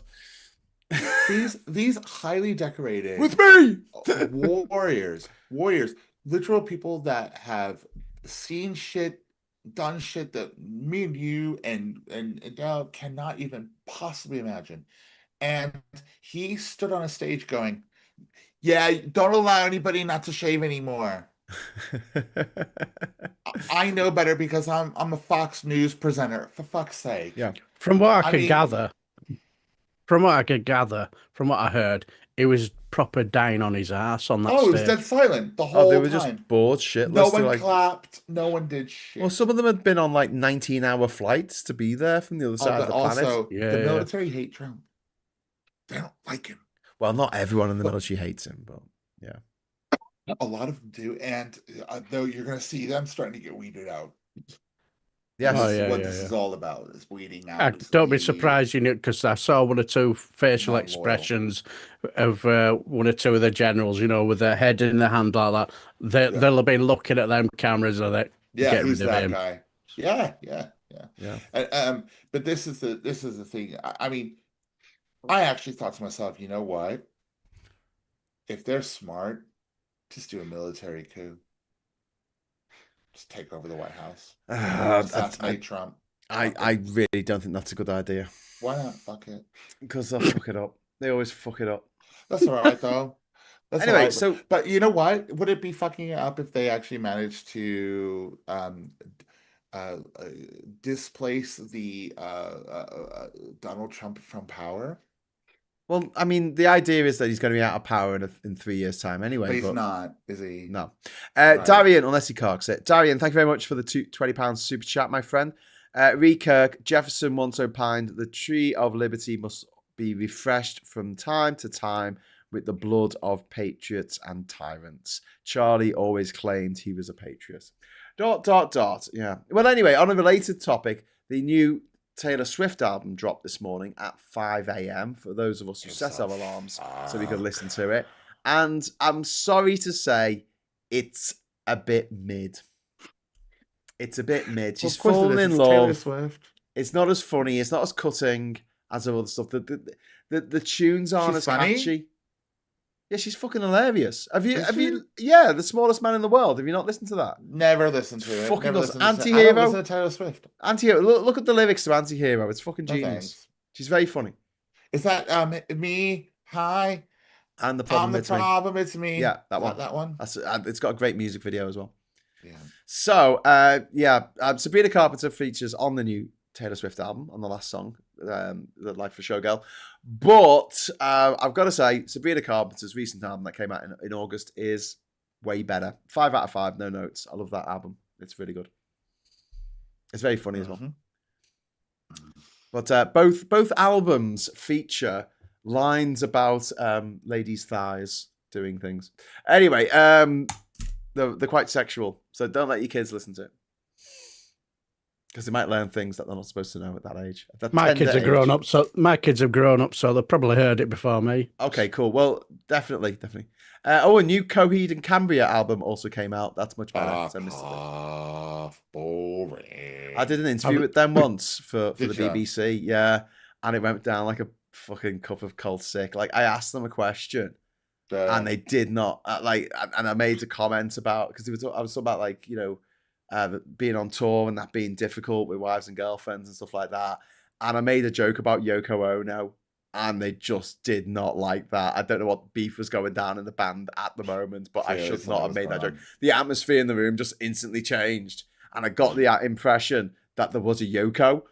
This is back in the 90s, like this is way back in the day, but I got the impression there was some kind of Yoko on the periphery of the band that the rest of the band weren't happy about, and maybe they just had an argument about this particular person just before I turn up in my size 10s and put my foot in it like a big mad twat. Yeah, anyway, Coheed and Cambria. Yeah. Oh, it was the early 2000s. It would have been the early 2000s. Yeah, surprised they're still going. Could you name a song by them? No. Right. I could. Maybe 20 years ago, you asked me. I could. No. Yeah. I didn't even know who they were until he told me. Liebshin has heard Taylor Swift's new album and says it's pretty meh. It is. It's just it's standard stuff. It's not. There's nothing there. Like the last album, Tortured Poet Society, was fucking great. Like honestly, it's Tortured Poet Department. Sorry, got the name wrong there. But yeah, this was. Yeah. Taylor Swift treats her touring staff really well and pays them top dollar. I know only one of her songs, but she sounds like a sound lass. Well done. Yes, and when she was in Liverpool, she gave loads of money to the homeless charity in Liverpool. So yeah, that's cool. I give the girl credit for giving money to charity. Yeah, she's still a billionaire. I give her credit for being a good songwriter and a good artist and a great performer. All right, that's fantastic. She comes on stage and does like 42 songs. Come on, Ozzy didn't do that at his last gig. He just sat down the whole time, lazy bastard. He died 2 weeks to later. be honest, no, I'm joking. He was dead 2 weeks later. Are you mad? Yeah. to be honest, he was dead 2 weeks later. I'm joking. They were lucky to get him on the goddamn stage. They were. To be honest, when it comes to Taylor Swift, it's not my kind of music. To be fair to her, she has to be really good to be where she is. Yeah, of course. And it, so for me, if you ask me name a Taylor Swift song, I couldn't name one. Not my thing. I'm still stuck in my long hair, Iron Maiden t-shirt, drain pipe jeans, and my patchouli oil, and that's who I am. Yeah, sad old 54-year-old. Well, right. Yeah, it's yeah. It's just there's not been anything that really has been. But she does sound like a cracking lass. I'll give her a joke. I'm sure she's great. Oh, and well done for doing the bare minimum of paying your crew. No, she pays them more than they would normally get on anyone else's tour. Like she pays them way over the odds. Well, they probably do 10 times more work. Her stage setup is insane. It is. Not happy, Scott. Which is really, it's really impressive. It's up there with that Eurovision. The fact that they managed to change the staging for each song. They do extra work and change the costumes. Well done, thank you. She's a billionaire. She can't afford it. She puts on a show. Great. Anyway, Patricia Routledge from Over the Water. She passed away today. She kicked the bouquet. Miss Bucket. She kicked the bouquet. She kicked the bucket. Thank you. Cheers. But yeah, she passed away at the age of 92 years old. Yeah, she had a good few innings in her. Like, sorry, 96. Sorry, I'm saying 96 yeah. She was. I remember a couple of weeks ago reading a bit of a interesting thing that she'd written down. I think it might have been 3 or 4 years ago. It was quite nice actually, because it was sort of like where she was sort of going through a life where she's sort of like, worried about being, well, I won't say accepted, but being good enough and what she was doing. And then she got to about that age where it was a case of she was just happy and just more. It was just a kind of acceptance for what she's achieved, and she looked more happier. Yeah. It was quite nice. Well, Jane Goodall passed away as well this week. The famous for being a primatologist, and she was 92. She was the one that was 92. Why was she never made a dame? Why was she never knighted in this country? I don't really get that. She's did more work for Did she go to private school? I don't know. Do you want me to check? Well, I'm surprised you don't know. I thought you knew where every celebrity went to school. Yeah, she did. She did. I'll have to add it to the list. That's even more surprising. I'll have to add it to the list. Sorry, she was outside my radar. I will. It's even more surprising as well, then, I suppose, isn't it? I will find out for you. Patricia Routledge went to a normal school. She went to Birkenhead High School. I may sound like a Scouser, but do not be misled. I do not come from Liverpool. I come from Birkenhead. True story. All right. For the longest time, there used to be rumours that Patricia Routledge and Betty Boothroyd were intimate fans. Ooh. That's from Darian. Well, she never married and she never had kids. So you know what they used to say? They used to say, Liberace's not gay, and if you say he is, we're going to sue you. How he won that case, I have no idea. It's like Liberace in court. So if you don't know, Liberace was he was a musician, he was a piano player, and he was flamboyantly gay. Very flamboyant. And then the Mirror did a story saying he was gay, and he took him to court and went, I'm not gay. And he had to prove in a court of law that he wasn't gay. And he turned up probably in his sequins. I managed to do it. Darling, I'm not gay. The idea is preposterous. I love women. I believe it. Love it. Love it. Love it. Love it. When Taylor Swift was country, she did an interview with the BBC 15 years ago. Well, that's where you're wrong, Billy, because her country album actually came out 20 years ago. It came out in 2005. How long ago? Eponymous album, Taylor Swift. I'm going to have to look that up now. Taylor Swift. She was only a kid. I think she was only 18 when it came out or something. Yeah, or 15. I think she was only 15. Yeah. Well, 16, that album was huge, though. She was a huge country star. She was absolutely. That was her first. That was her first. It came out in 2006. So there you go. Taylor Swift came out October 24th, 2006. So there you go. And she would have been 17. Oh no, she would have been 16. She would have been 16 because her birthday's in December. I know for some stupid, strange reason. Why do I know these things? Because you love her. December the 13th, 1989. You love Taylor Swift. I do. I think she's great. Yeah, and she's had some really fucking knockout albums. Torture Poets, Midnights, it's fantastic. Folklore, brilliant, fucking awesome. She's had some good shit. But yeah, I'm moving over to the pint-sized princess that is Sabrina Carpenter, who's about half the height of Taylor Swift. She's like half the height. It's really weird to see them on stage together. Anyway. Oh yeah, because Taylor Swift's not exactly short, is she? No, she's 5'10". Yeah, that's tall for a lady. Yeah. Anyway. Martin says Birkenhead High would have been private when Patricia went there. Ooh, I'd add her to the list as well. Oh my God, it's true. If you've heard of them, they went to private school. Jesus Christ. The scandal of it all. The scandal. Do you know who didn't go to private school? Me. David Attenborough. David Attenborough, and I think David and Dickie didn't go to private school. I think they went to grammar school down in Brighton or somewhere. I don't know. Claire Scott says 1989 is a great album. It is. It is. And Storyteller, because Teller was taken, says a semi ? I think Storyteller's a bit behind on the. Yeah. Watching this. Graham, you get. What did I do? I don't know what I did. These messages are late. One Angry Bacon says, I watch many videos of fantastic artists who held their audiences in the palm of their hands, but none top Freddie Mercury on crowd control. Freddie could use an audience like an instrument. That's very true. Yeah, Freddie Mercury. One of my big regrets in life is that, well, it's not a regret because I couldn't have ever done it because he died when I was young. But I would have loved to see him live. That would have been brilliant. Yeah. Freddie live would have been excellent. The Tories have kicked Baroness Moan out of the party as she's fallen short of their standards. Finally! What? Like, how did they not do that much earlier? Wow. Hello? When did the Tories start Catherine's having standards? What the fuck? What's a standard? How was the gig? How was the film? Yeah, it was fun. It was fun? Yeah. How was the music video with Sabrina Carpenter? They didn't show a music video with Sabrina Carpenter. I thought that was the whole point. They were going to have the world premiere of the video of Taylor Swift and Sabrina Carpenter doing... No, they premiered the video of what's called The Fate of Ophelia. Yeah. Oh, okay. And in between little snippets of songs from the rest of the album, they showed little snatches of... Okay, sorry. They showed little snatches of the making of The Fate of Ophelia video, which is actually quite interesting. She directed it herself, and you could see her being really in charge and saying, oh, I want this, I want that. It would be so much better with this.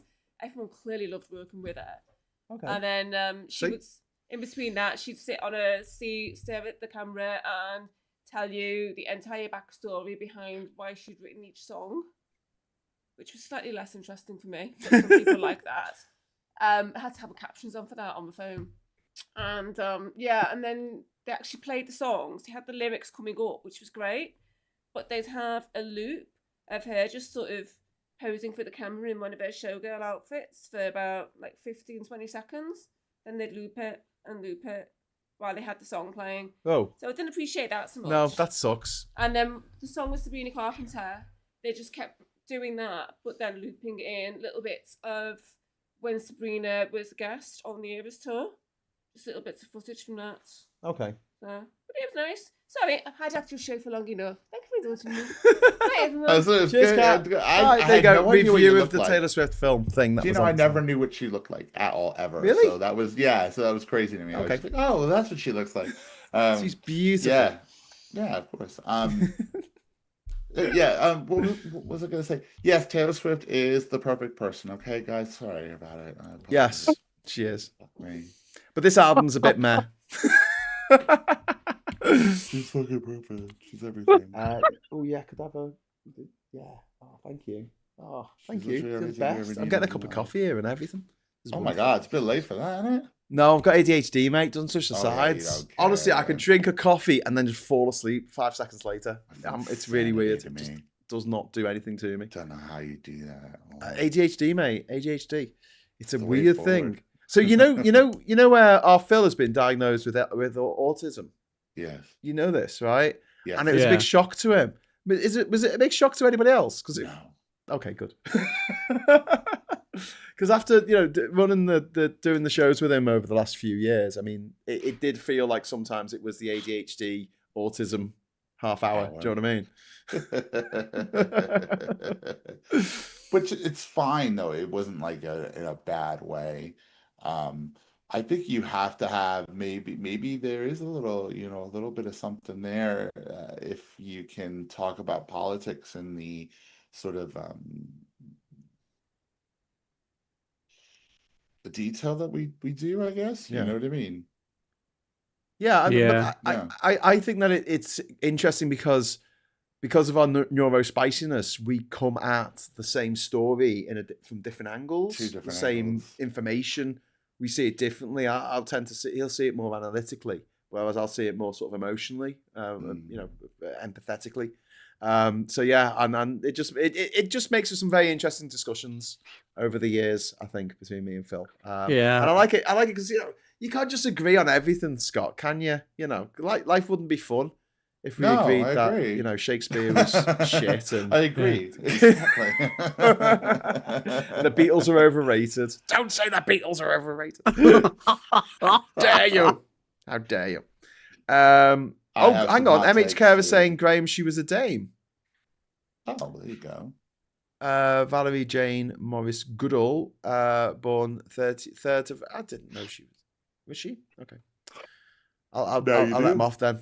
I thought she should be a dame. And I'll let him off. Oh yeah, she was. I've just looked up a Wikipedia page. Thank you. Cheers. Okay, I'll let them off. I'll let the gong people off who give out gongs for people. She was actually a dame. I had a dog once that was a dame. Oh no, it was a Great Dane. Hey, dun dun dun dun. No. Mr. Glitch says neurodivergent, hyperfocus, both a blessing and a curse. I've still not done any political rants, as I've always wanted to do them at 2 a.m. whilst on painkillers. That's the best time to do them. John Coleman says I was diagnosed with it years ago. It's a very mixed bag. Pygmalion, named after a so George Bernard Shaw play. Well, actually, no, Pygmalion goes back to olden days, doesn't it? The ancient Greeks or something. But it says the Beatles are overrated. How dare you? How dare you, Pygmalion? You take that back. I should say I have not been diagnosed with any sort of ADHD or anything like that. Yeah? No. Do you think you're normal, Scott? Is that what you're saying? Are you saying you're normal? I am not neurospicy. I've got news for you, my friend. I'm neuro bland. I'm neuro unseasoned. Yeah. I don't know. As I say, strangely enough, when I watched this video we were talking about, there are a couple of things that just sort of like hit home for me a little bit. Especially when it comes to social cues, you know, I'm terrible for picking. It's like when he said, talking about if I've done something to an army wife, I don't pick it up. I'm terrible for it. That's why Phil didn't sort of get onto the autism thing for a long time, because he just thought he was just a normal Yorkshireman. Yeah. It's just like a tip. Yeah. And like, there's just a sweat talking Yorkshireman. And like when he talk about his wife and misread his facial features, my wife does the same as well. Martin Harrow is agreeing with Pygmalion. Martin, you're from Liverpool, aren't you? Fuck off. The Beatles are overrated. I will find you. I have a set of skills. Oh, make your life hell. Anyway, I don't normally rant, says Chris C, but when I do, it's like a mini nuclear weapon detonating. Jesus. Whoosh. Like the anger in Inside Out, when he goes like, and his head goes in flames. I love that. Scott will always be special, even if he's a bland normie. Yeah? I'm pretty you bland special, normie. Why are you being so bland and normie? That's what I'm saying. I'm not neuro spicy. I'm neuro bland. I'm neuro unseasoned. Ernie Burns is offering the new term, Yorktistic. Yorktistic. So that's the thing. I know I'm diagnosed with Yorktism in the sense that when it comes to social skills, I'm definitely not. Like, I can pick up social cues and facial expressions and things like that. Like, I'm really good at that sort of stuff. Actually, socializing is something I'm very good at. Whereas my brother is the complete opposite spectrum. You know, to the point where he doesn't emote social cues in any way, so it's very difficult to understand or get an idea of what he's thinking or feeling. So I know I'm not tism, but I have been accused of being somewhat ADHD, but I don't know. When people talk about their ADHD symptoms, they're not things I find an affinity with. So I just think, well, no, I guess I'm not, you know. But it's not something I've ever wanted to seek out to get like a test for. Like, because if I am, like, what will it fix in my life? Like, I don't understand. Like, you know what I mean? Like, I don't know how it would improve my life to know that I was. Yeah. Fair enough. Makes sense. Yeah. You know, Tam was supposed to be joining us in the chat tonight. You know what she's doing instead? She's having a bath. No, she's had a bath. You know what she's doing now? She's ranting and raving in the politics social chat. No, even worse. She's watching Notting Hill. She'd rather watch Notting Hill than hang out with us. God. God. She'd rather watch her movie Celebrity Friends in a film from 15 to 20 years ago than talk to her mates. I get it. Yeah. Yeah. She sucks ass. It's true. It's true. It's true. Chrissy says the Beatles did write some brilliant songs, and they also did write some awful songs. No, they didn't. The worst songs they wrote were like Yellow Submarine and Octopus's Garden, which is still 90% better than anything Oasis ever did. When I was in prison, a younger prisoner used to keep turning the night lights on before bang up. I collared him one day and told him I had psychopathic tendencies. Thank you very much for sharing that, Chris. I don't know what you want me to do with that information, but thanks for sharing. Mr. Glitch says, so very heterosexual. The most heterosexual, says Mr. Glitch. And what? Yeah, you know, the most heterosexual. You've got the people who are the most heterosexual, the ones that you got to watch out for, especially once they've had the drink inside. No such creature. The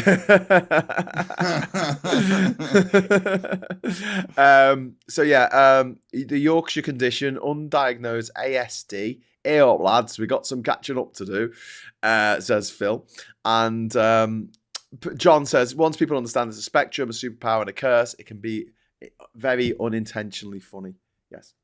But I've always got on all right with people who are on the autism spectrum, despite my ADHD-ness, because I don't know, we share some traits. We just do. Hyperfixation, getting interested in one little topic above all else, and being interested in mad shit. I think that helps. Yeah, that's good. Yeah, Kat says, don't tell Gray, but I gave him a decaf. What? I fall asleep now. That's amazing. But this is where we have the opposite effect. I'll be up all night now. You're right. I can just say, don't tell Gray. She put it in the chat. I could just see it. I could just see at the end of the live stream, it would just say, and hello, good evening. Yeah. Anyway, the Beatles. I just they had like one dodgy song because they let Ringo do it. Strangely enough, I'll say I used to go for music lessons, and my music teacher was a big Beatles fan, and learned. I think I learned new Norwegian Wood, Blackbird, and Yesterday, and I think there were one or two others as well. So and they were quite good as well. Yeah. Something Yesterday, Strawberry Fields Forever, Want to Hold Your Hand, All You Need Is Love, Come Together, what a great song, 1 and 1 and 1 is 3, Gotta Be Good Looking because you're so hard to see, A Day in the Life, one of the greatest, probably the greatest song of the 20th century, Eleanor Rigby, She Loves You, Here Comes the Sun, Can't Buy Me Love, While My Guitar Gently Weeps by George Harrison, what a song. I always enjoyed Hey I Am the Jude. Walrus, Mental, Semolina Pilchards, Climb Up the Eiffel Tower, Let It Be, what a song, Little Help from My Friends, Taxman, Tomorrow Never Knows, which invented fucking looping music. In fact, Tomorrow Never Knows was redone by the Chemical Brothers when they did Setting Sun with Noel Gallagher. He loved ripping off the Beatles. All My Lovin', Blackbirds, Happiness is a Warm Gun. I want Lucy in the Sky with Diamonds, Get Back, Born in the what was it, Norwegian Wood. Come on, Golden Slumbers. What a song. Penny Lane. Strawberry Fields, Ticket to Ride, Twist and Shout. Well, that wasn't them, was it? They did a cover of it. I always enjoyed listening to Hey Jude, especially at the end when we got Paul McCartney going mental at the end. That was just so funny. Yeah. There's just so many songs that are just absolutely fucking, even like She's Leaving Home and stuff like that, were just absolute bangers. And not just in the day, but now. I'm not having Beatles being said. I'm not having it said they're overrated. I think it's perfectly acceptable to say you don't like them. That's fine, but don't say they're overrated. They're all right. Scott. That's a lie. I like the Beatles. I grew up on the Beatles. My mom and dad were massive Beatles fans. My dad, obviously, as a Scouser, big Beatle fan. So. When you come into Liverpool, you and Tan need to have like a Liverpool Beatles tour with me. I can come up. Well, I've kind of done it. I've seen the Cavern. But I didn't go in or anything. But I could do with. I did the river across the Mersey. The river across the Mersey. Yeah. Or the ferry. River, the crossing across the River Mersey. Yeah, on the ferry. Yeah, I did the ferry on the River Mersey, which is what I meant to say. And they kept playing the song over and over again, which was weird as fuck. That's a bit weird. Yeah. Maybe once. Maybe once. They played that like 5 times. Yeah. It wasn't stupid. Blue Badger says, I have dyslexia, ADHD, and autistic traits. I was so screwed at school without testing. Once I was in uni 10 years late, I was tested, got support, and 2% off a first. Big difference, lol. Yeah, Blue Badger. I mean, if I had been diagnosed with ADHD in school, I think I would have done a lot better. Queen Elizabeth II, says Doc Davis, question mark. I love the random chat where I'm like, I have no idea where that came from. Was that a question we asked? Like, did the Beatles do a song called Queen Elizabeth II? Yeah. Gordon just says, no Elvis, Beatles, or the Rolling Stones. Wow, that's harsh. Leapshin saying, I played Rubber Soul album to death. Well, good, because it's a great album. Eleanor Rigby, Penny Lane and Strawberry Fields, amongst the greatest songs ever, says Future Wins. I couldn't agree more. And Martin says, I live in the middle of Beatles country, 2 minutes up the road from John McCartney's house. Strawberry Fields up the road. Lennon's house, 5 minutes away. School's son off Penny Lane. So yeah, I would love to come up to Birmingham sometime. Actually, it's been a long time. If I was up there though, I would Dovedale. See. Dovedale. I have a friend. Sorry, I shouldn't dox your kids' fucking school, should I? I have a friend. My school was off Penny Lane. No? Blue Coats. It's the continuation of Penny Lane. Turns into Church Road. Anyway, go on. Sorry. I have a friend who lives in the world, so I would probably want to meet up with them. I haven't seen them in many years. It's not Patricia Routledge, is it? Because she's dead. No. Okay, good. It is my friend Stuart. That'll be pointless going all the way there. He's a big old scouser. So. Ooh. Martin says, I have a secret Lennon place for you, Graham. Very curious. He's got a secret something for you, Graham. Well, you can actually, if you're feeling spicy, the Caspar Club, which is where the Quarrymen first played, where it was just John and Paul. Which was just the basement of some woman's house, which was owned by Pete Best's mum, and that is now still in the Pete Best family. And his son Callum, I think his son's name, I've forgotten. It runs it as an Airbnb, and each room is a different Beatles themed, different member of the Beatles. There's great money. I don't think there's a Ringo room. I don't think there's a Ringo suite, but yeah, you can stay there. It's great money in that, isn't it? Really, when you think about it, you know. Yeah. And I don't blame anyone for trying to. Elle says, earn $1. I'm not a Beatles fan, but when a person once said, "We'll unlikely see the likes of the Beatles or the Spice Girls again," I'm like, never compare the two or make references to the Spice Girls being any good. I like the Spice Girls, but yeah, they were brilliant. Shut the fuck up! How rude. They did. No, I thought the Spice Girls were great, and you know what? It was all. Liverpool College. Liverpool College. Okay, fair enough. That used to be private, but it's not anymore.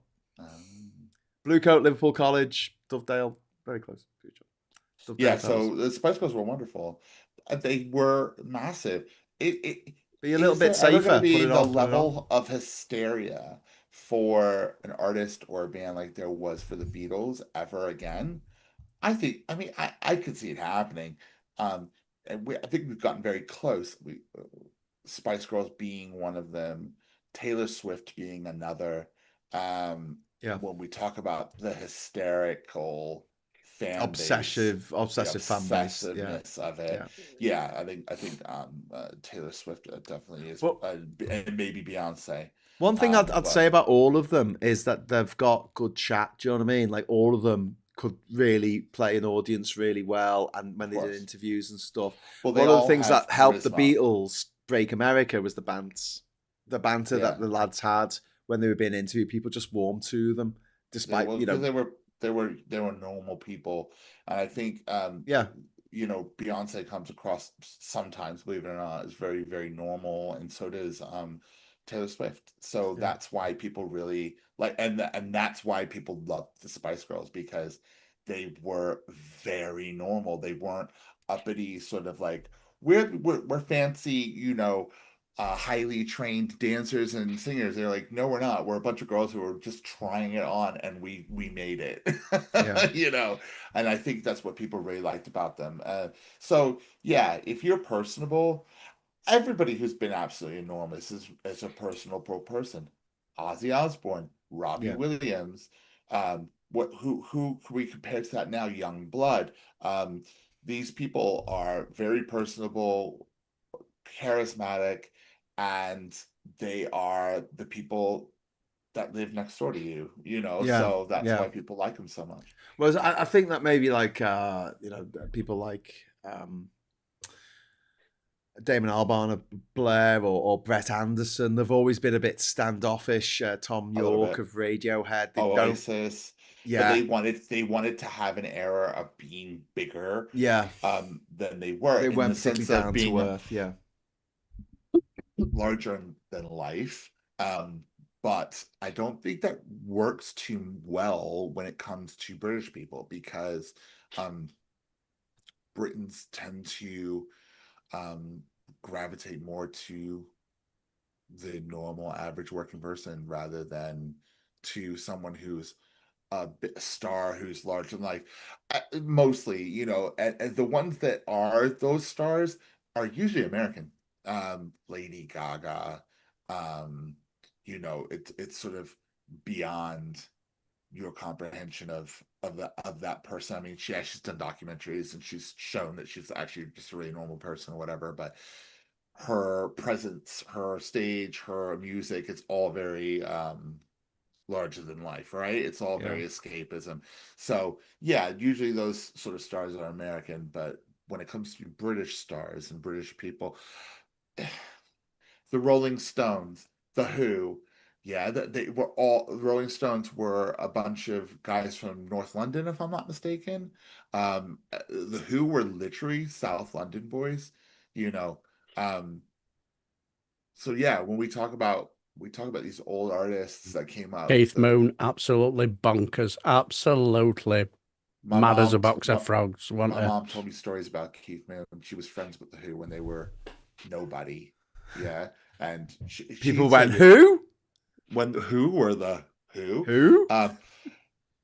Her favorite story was they threw a house party and they were living in a flat in Sydenham Hill, and my parents had gone away, so my mom and her sister decided to throw a party, and they invited the boys from the Who over, because they were just local lads at the time.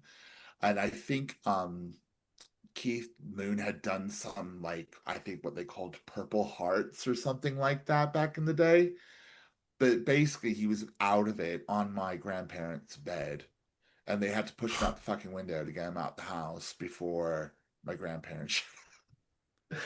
And he was in love with one of my mom's friends named Maureen, who you know, they were courting for a while, and apparently my grandma had him in the living room bawling his fucking eyes out over Maureen, and my grandma, she couldn't give a shit. She was just like, okay, yeah, you know. You know, because, but as my mom said, they were just the local lads. They were in the area. They, you know, I always asked her, I said, would you ever would they recognize you if they ever saw you? She goes, oh, probably not now, you know, obviously, because they became so enormous. Yeah. But this was a very weird sort of small world incident.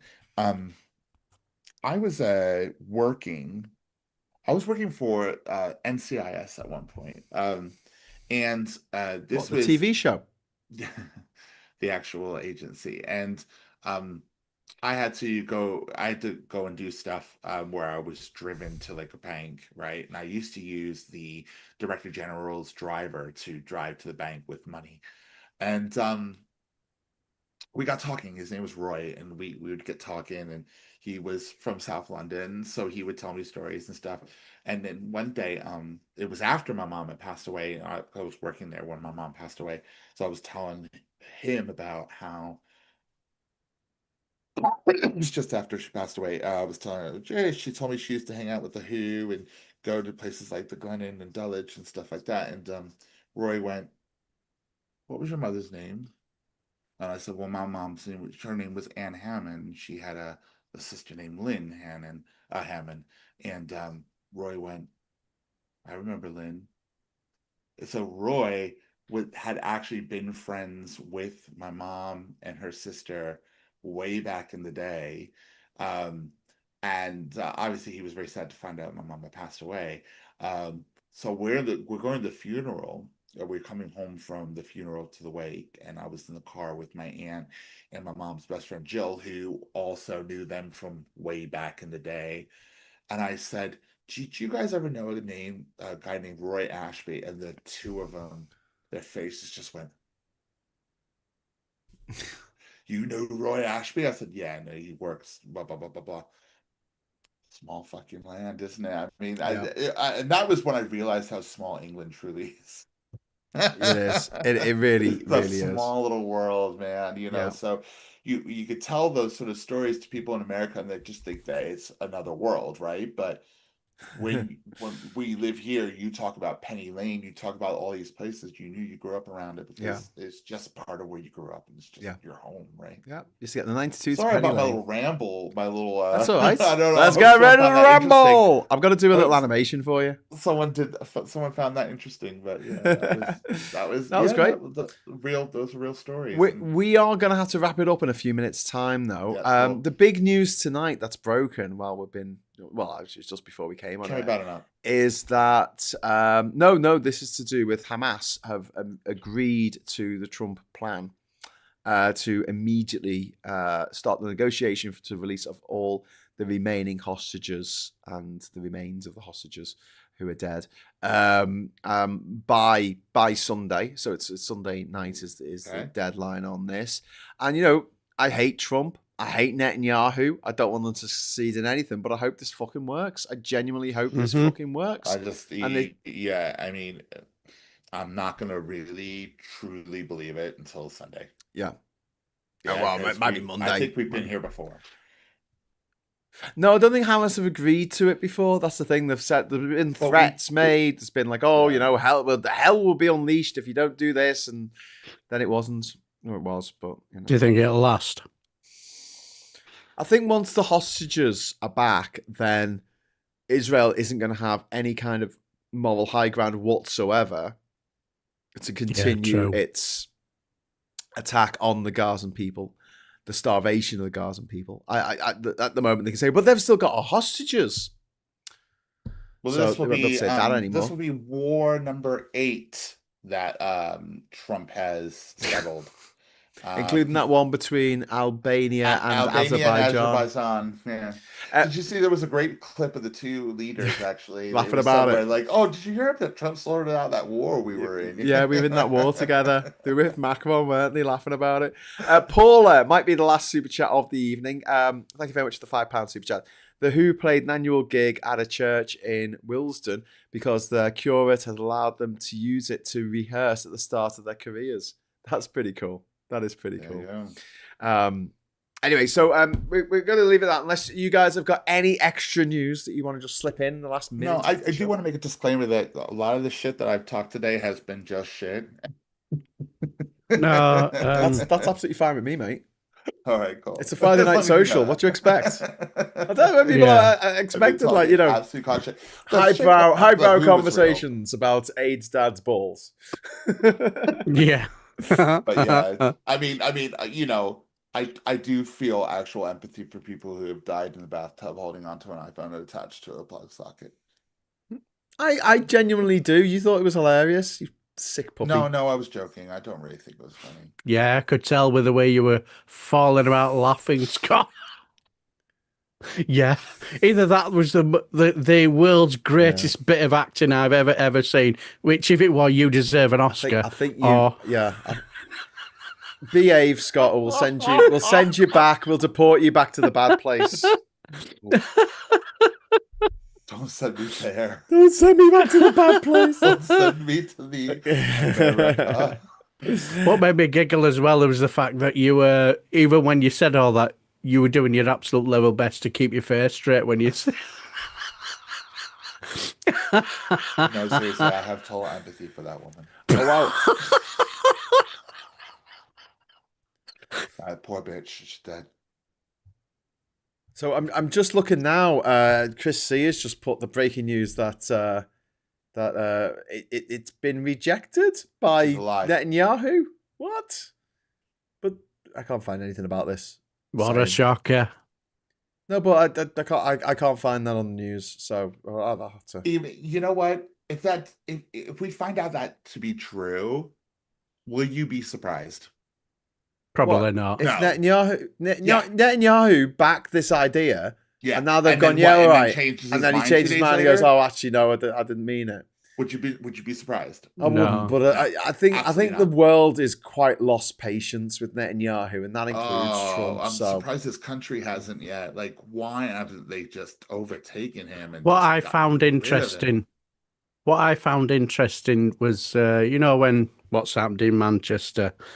And we haven't discussed that at all tonight. No, was that something you've tried to stay away from this week? Yeah, I've tried to stay away. But what I found interesting was on the day when it happened, if you show any sympathy towards the Palestinian people, and you show your shock and horror and solidarity towards the victims of what happened in Manchester, you get clowns like Julia Hartley-Spewer really dive on you and really attack you. And I remember she was giving it the absolute social media slop on Twitter, attacking Keir Starmer. Apparently, it was his fault.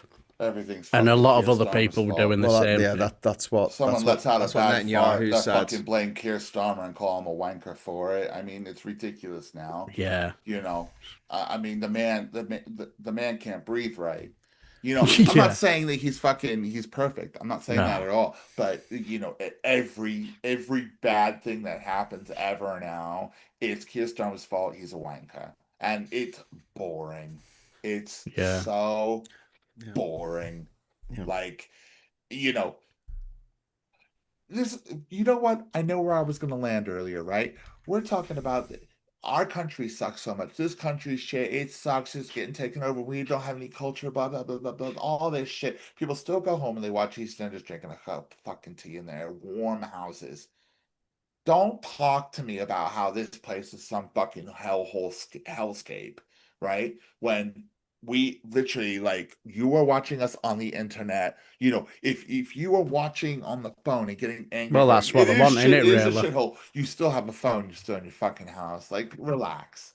Well, that's what they want, really, isn't it? Really, that's what they want to portray this country to be, because it just gives them some semblance of relevance. That's what you can fucking complain about. Because they can't. Because what else can they use for their self-imposed victimhood? Which is where I was going with this earlier in the show when it was me and you, Graham. This is where I was trying to land. It's just like this idea that you are the victim because we went and marched because we wanted to be part of something bigger. You already are part of something bigger. You're white and you're straight and you're cisgendered. You're already there.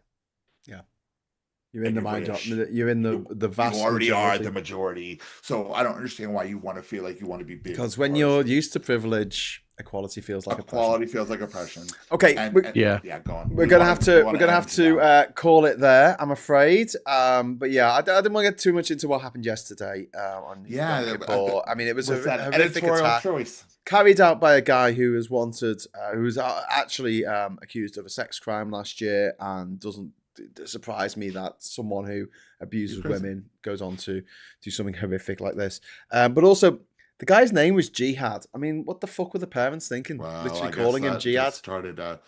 It was doomed from the beginning. Yeah. Anyway, but yeah, so my heart goes out to everyone in the Jewish community and everyone who's been affected by this. And yeah, I do think that it was disrespectful that night to go and do these protests that turned violent in Manchester. They could have given it a rest for like one fucking night, but Anyway, right, I'm off. I will be back possibly tomorrow. Yeah, you are. We'll have to see. We'll have to see what the weather's like. But I just want to say a huge thank you to Darren and to Scott, my beautiful co-host. Thank you so much. I want to say thank you to you watching this for being beautiful and awesome. And thank you to everyone who has dropped some nice, kind words into the chat. And everyone who dropped in some super chats as well. Even if we disagree on Taylor Swift, stroke the Beatles, stroke Shakespeare, stroke algebra. We're all still friends here. Crap, it means nothing. It's all good. It's all good. Smash that like button like it's a person, like it's me. Like it's Scott on a Friday night.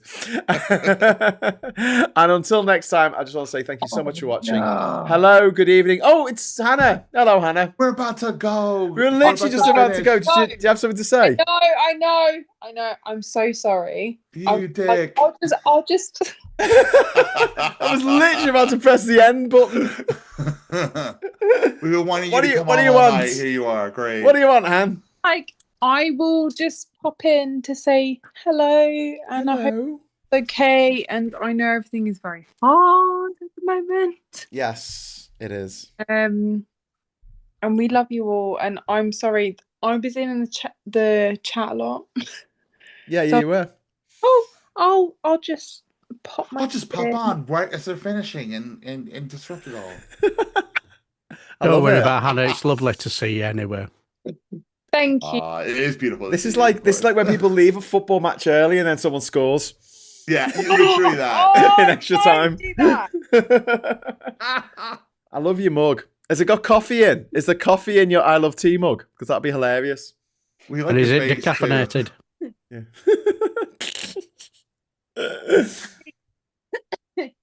It's all good. All right, Han. Well, listen, we do have to get going. So thanks very much for coming on and drinking tea at us. And yeah, thanks everyone for watching. Maybe we'll have a bit more Hannah next week, or maybe we could do it. We could do an intersection. Let's do an intersection, Hannah. 100%. 100%. There you go. That's a contract. Verbal contract. Okay. Thank you very much for watching. Hello, good evening, welcome, and goodbye. And good night. Bye.